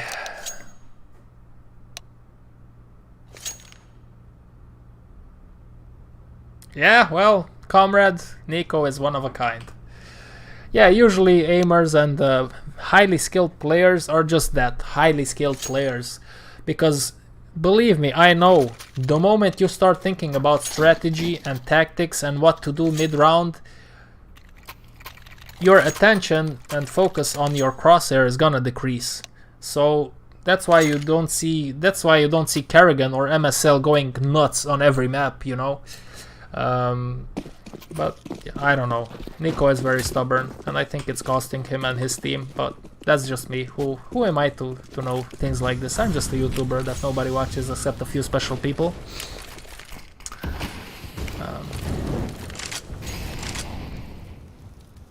So, back to the game. That's a nice mid aggression from G2. This time there's no presence there for FaZe. I mean, there is a presence. Maybe they were thinking about pushing in middle, but there was a smoke here. So they had no access, and now they are reacting to this with a B rush, which is a good reaction. That's a good call. At the same time, it can be very risky. I'll tell you why a little bit later. I mean, I can tell you that right now. So they were cut off here, and they said, okay, you know what, you cut me off, I'll just go here. Which is a good reactionary play, but at the same time it can be risky, because there's a smoke here, so CTs have all this area, theoretically, right? And then they can rotate people towards B, and maybe there's a heavier resistance that's waiting for you by the time you push in. This round it wasn't the case, it was just Amanek here. So I guess it worked out for FaZe.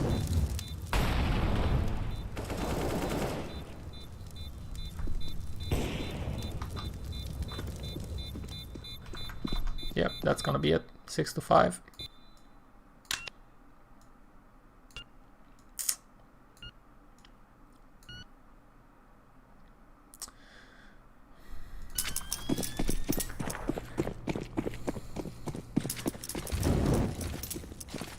Okay, G2 with somewhat of a potato buy here.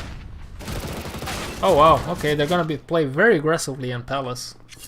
Rain takes them out. Hunter is here though, let's see. What? Okay.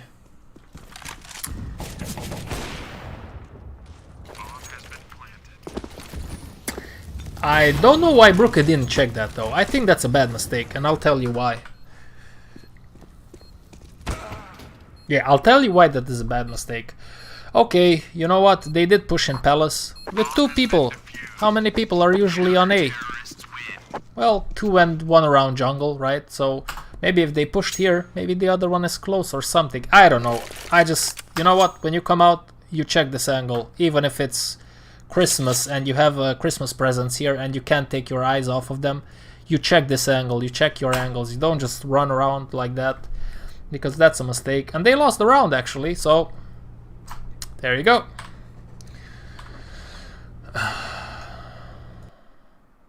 That was a nice proactive play by G2. It didn't completely turn out to work, at least on that phase of the round, but then eventually they did completely destroy FaZe, so I guess.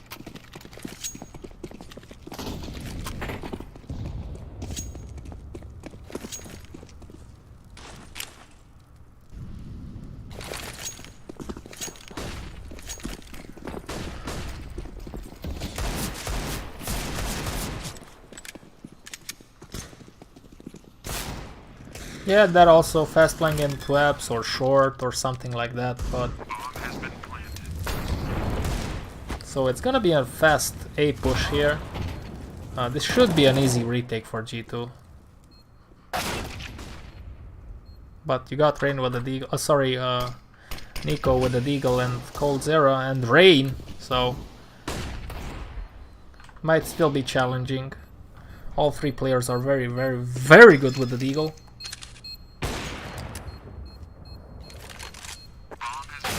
Yeah, at this point, yeah, exactly. This is so smart, man. Nico is smart. He knew that he couldn't do anything against the defuse, but he was still holding the angle and hoping to get a shot on the stair guys, which he did.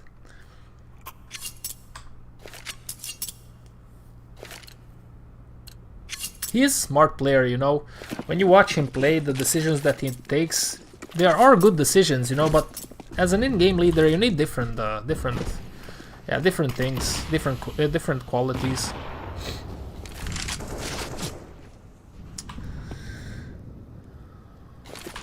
So, middle push, middle take.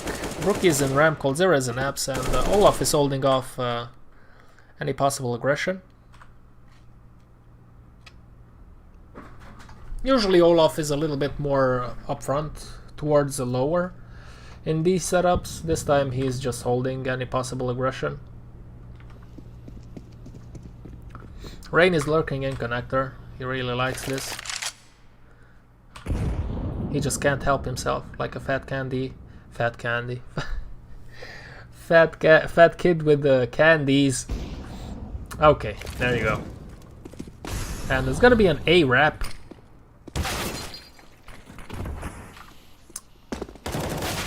Hunter does a very good job here. He does take out 2 people and dinks the third one. So comes out to a 3v2. Coldzera and Olaf.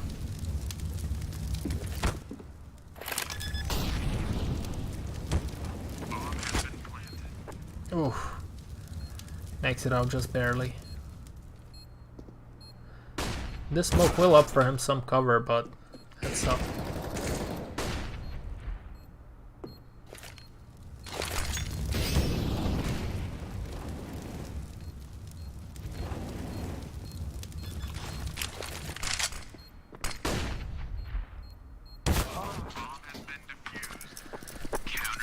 Yep. So they wrapped around A, 2 people in connector, and the rest of them from ramp and apps. Yeah, it didn't work out. Full buy. Nico is gonna take out Kenny on stairs, and they're gonna take mid now. Olaf is usually in the same spot. Now because they took out Kenny and A, let's see how they react. They might go B, they might go A. Judging by Nico's positioning, it might be a B push, but who knows.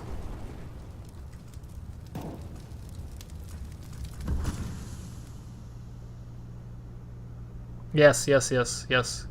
I think so, comrade. I think that is a correct statement from you.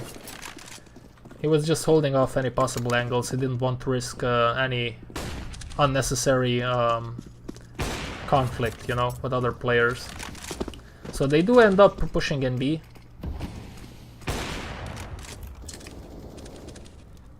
And it works out.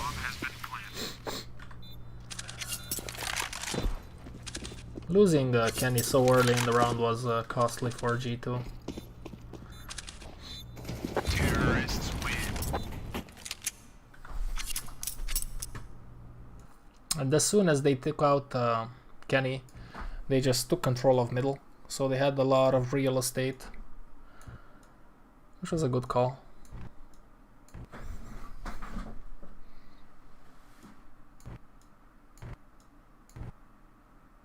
Okay, here we go. Let's leave this running. CT side for FaZe.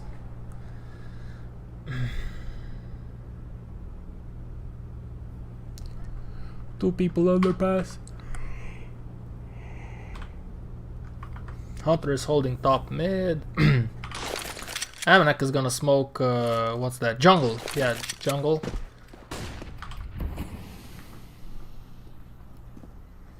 Now they're gonna push in. Yeah. Next it takes out Coldzera. Brookie does a good job. Oh, Brookie the rookie. Good job by Brookie. It's gonna be a 1-on-2, but this is quite tough if you're a hunter. I mean, he's a hunter, so...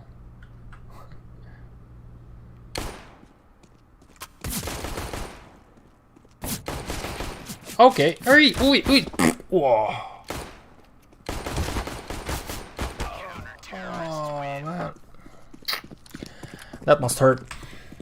But it was a good effort by Hunter.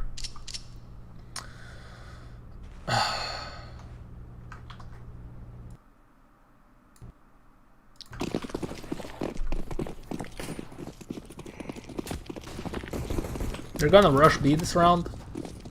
Let's see Coldzera.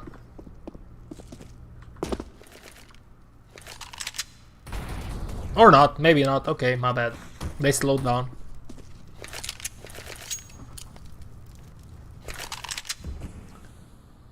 It's a slow push towards B, probably. Come on, push in B. I already said it, guys. Don't make me look like a fool. There you go. Late B push. They're going into the meat grinder though. And Hunter again with his Tech 9. Not much to do here. Oh! Woo! Oh. I want to see that again. Welcome back, Nira.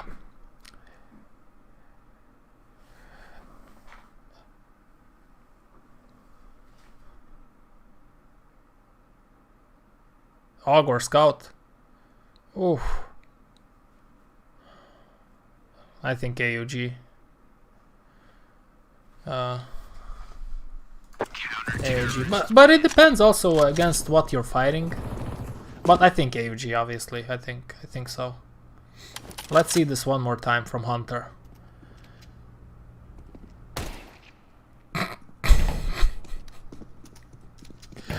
Olaf was like, I believe I can fly, and then Hunter comes in, no bitch, boom. Good job by Hunter with just a Tech 9. He didn't even have an armor, I think, so he did take out 2 people. That was a sick shot by him on Olaf.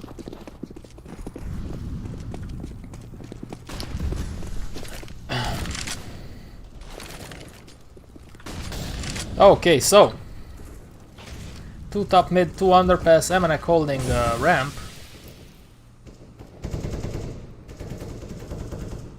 A lot of smokes in middle, a lot of presence by both teams. Coldzera is pushed up in short.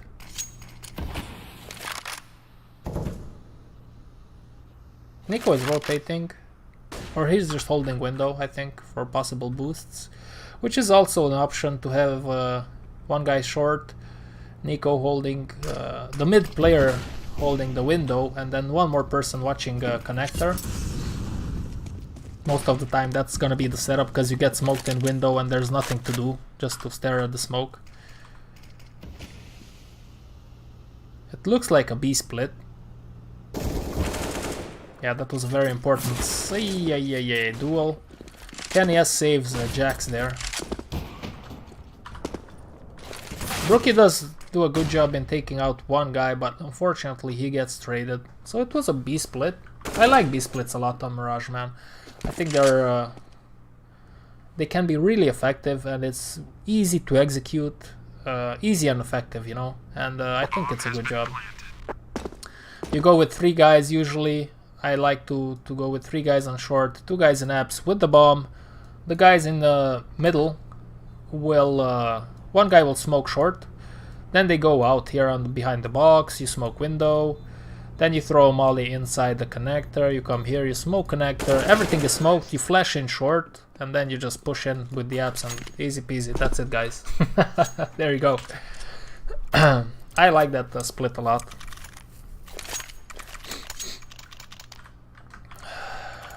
$10-8. Oh man, I need to do some spinal decompression. I woke up, my back was jacked.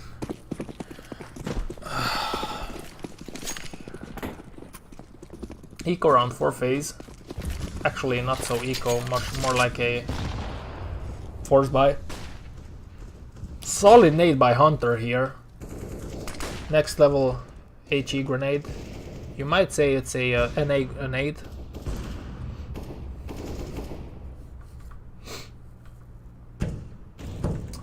Pretty similar to what happened the previous round here with the setup of G2.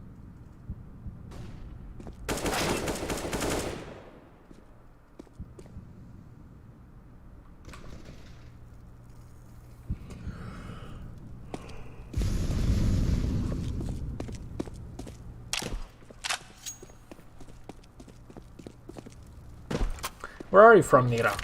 Nira. That's a nice name. Nira. It flows.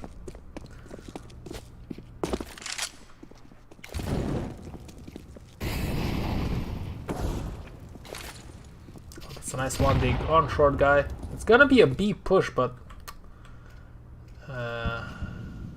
eventually they turn around. But obviously Brookie hears everything here. Yeah, my crosshair is similar to what Brookie has, it's only that it's yellow, not green. Oh! Oh! Oh, Brookie the Rookie, what are you doing, Brookie the Rookie? Well, shit happens to the best of us, guys. I feel like G2 were a little bit... They lacked testosterone in that play, you know. Oh, you're from Romania. Well, I'm from Romania also.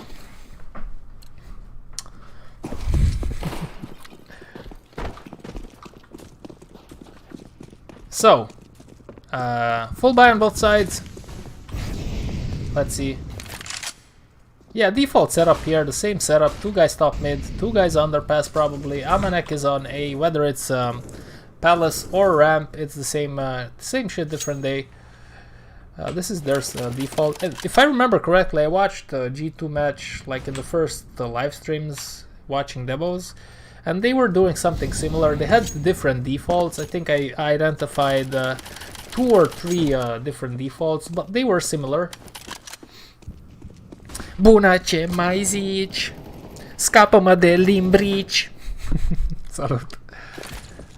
So, trade go left and right here. They're gonna do an B split.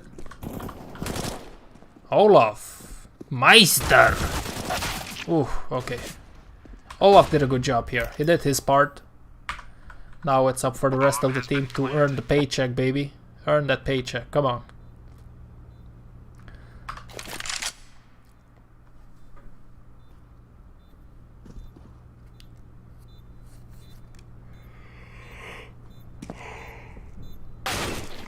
Ooh. Ooh. Nexa. What you doing, Nexa? Nexa just won the round. Okay, easy peasy. With the Empress. Empress is another skin that you don't put stickers on, with the exception of a few positions. For example, like if you're gonna put some stickers on the Empress, it's either here or here. Not on the face. Come on. Come on. Come on. Okay, round number 21.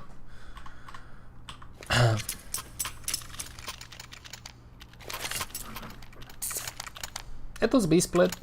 It did work out this time. Although FaZe should have won that round. At one point in time, it was a 4-on-2. I mean, technically, it wasn't a pure 4-on-2 because Olaf was traded, but still, same setup here for G2, exact same thing. Next is gonna pop Hunter, underpass. FaZe forced up here.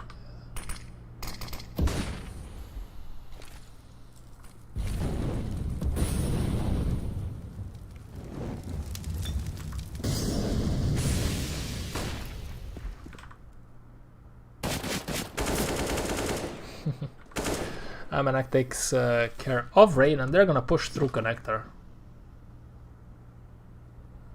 Let's see if it's gonna work out. Oh,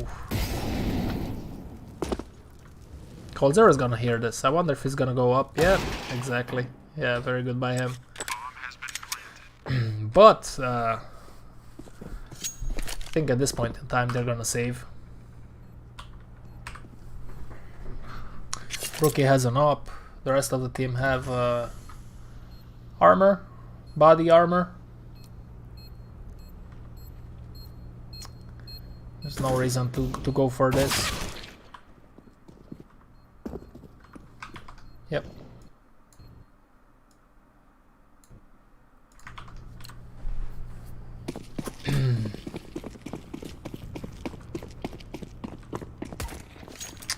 So let's see. Okay, this time it's a different setup. From the look of things, I think it's gonna be a smoke A execute for G2. Nothing special there. Hunter takes care of his cousin, like all cousins should. And the rest of the team are gonna push out. Or at least they're gonna throw the nades. Let's see if they actually push out. Okay, they do push out.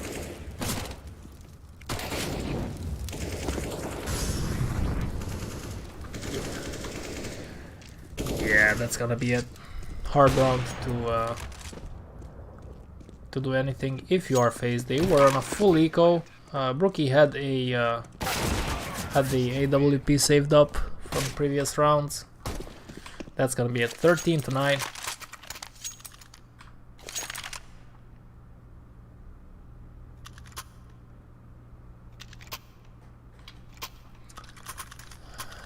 Satomare.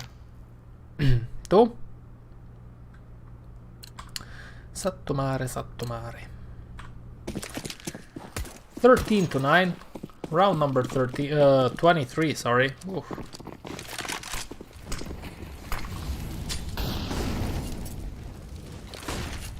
Similar setup to the A smokes previously, with the difference of Jax being a top mid instead of Hunter, and Hunter going underpass.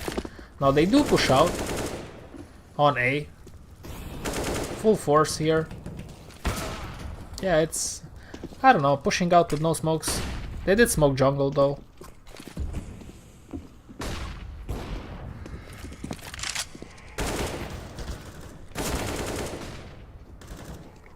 Yeah, Jax is a little bit sloppy here.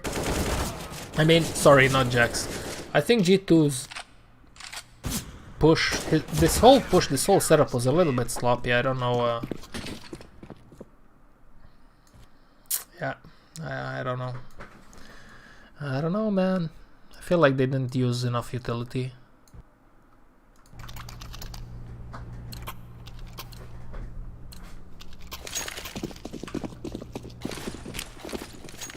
I mean, it's either P250 or the Deagle, right? I like the Deagle more, but I usually go for the P250 just because it's having an AWP and the Deagle and utility is such an expensive setup that I'll just go with the P250 most of the times. Okay, let's see what happened here. What about you, Twitch Bishop?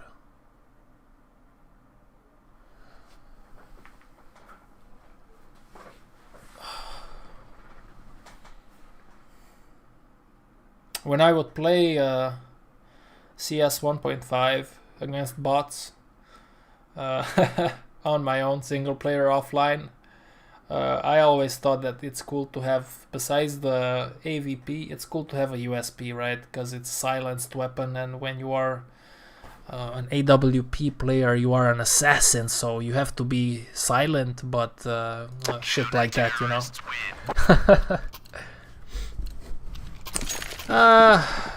No, I still prefer the two that I've mentioned. Tech9 is okay, it's playable now, but I prefer the other ones. Okay, so Kenny is pushing like a madman here in middle. Very quick push. 2 players are underpass and 2 players are upper. Yeah, Kenny catches coldzera here, that's what happens, and then they are pushing in. Jax actually catches Brookie, and that was the round. Yeah, but Kenya's taking out coldzera here was a major part of how this round played out. Oh, oh. Ooh, nice shot on Nico.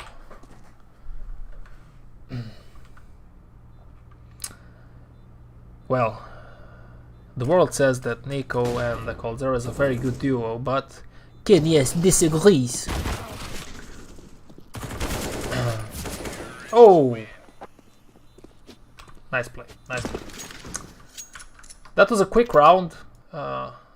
It rolled once it got started. Brookie didn't have any impact there. I mean, neither did coldzera, but yeah, coldzera was in a more difficult angle, so to say. Okay, this time they're gonna take mid with 3 people. Nexa is gonna pop for them. Hunter underpass. Amanek is what, walking around with his Nikes on. Jax is gonna take out 2 people. They are on an eco round here, so don't think too much about this round. They're gonna save, they're gonna try to go for the overtime.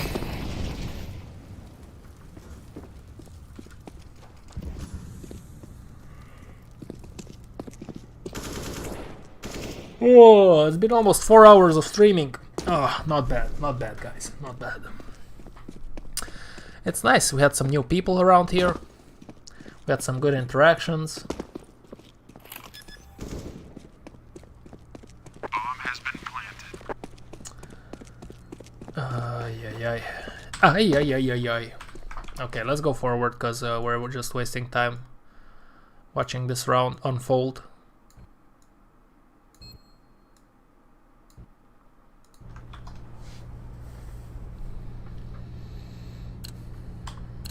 Round number 26, full buy on both sides, M4s across the board, some lack of utility for FaZe.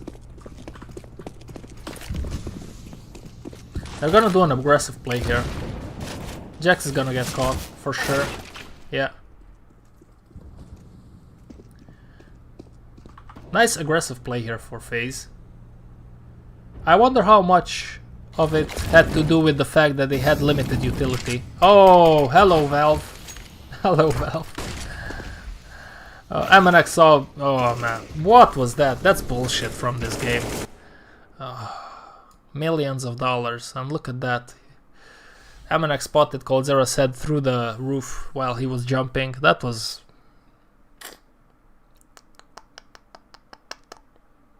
not good. It's a very quick execute from what I can see, but I want to see that again.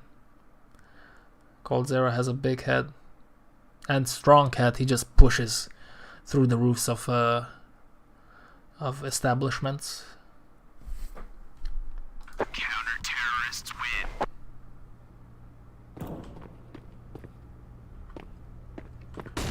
Now this is a very quick push in A. Yeah, whatever. We missed the part, but that's besides the point.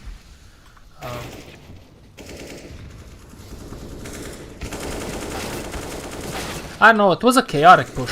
This was quite a chaotic push from G2, because not all of the members were present when the push already started, because Amanek pushed out and Nexa was still close to T-spawn. So this was very chaotic, but it did work out, so what can you say when things like these happen? You know, maybe they wanted to take advantage of a timing that they thought they had, so fair enough. Yeah, I think that was the case.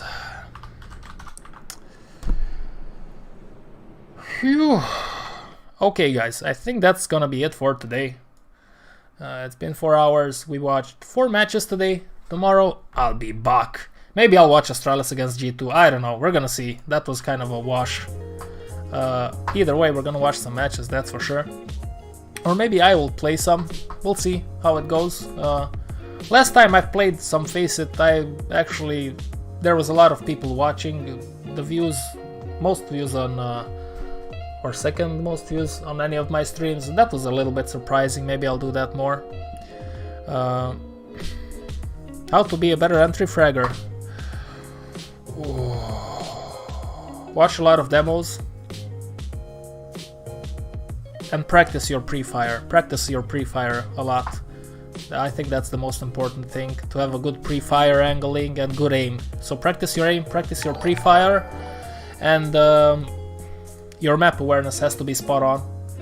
Spot on, man, spot on, and that's how you improve. And also, I have a video on how to improve your aim, so you can check that one out. Maybe that would help. But I think pre-fire angles, aim, and just map awareness. Try to think.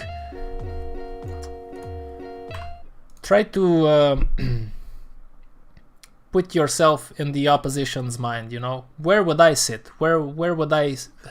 what angle would I take? Stuff like that. But maybe we'll talk about that more. Well, comrade, thank you for your subscription. Welcome to the channel. Visia, thank you. I wish you the same, Nira. And Twitch Be Sharp, and all of you that were here today. Thank you very much for watching. I wish everybody a lovely day. It's Monday, fun day. It's in the afternoon, so most of you are done with work or are gonna start working. It depends. I'm gonna see you again tomorrow. Tomorrow's another day. I'm gonna be starting, I think it's gonna be either 12 or 10. It depends. I'm gonna announce it a few hours before, so you know. I wish everybody a lovely day, and I'll see you again next time. Until then, stay strong.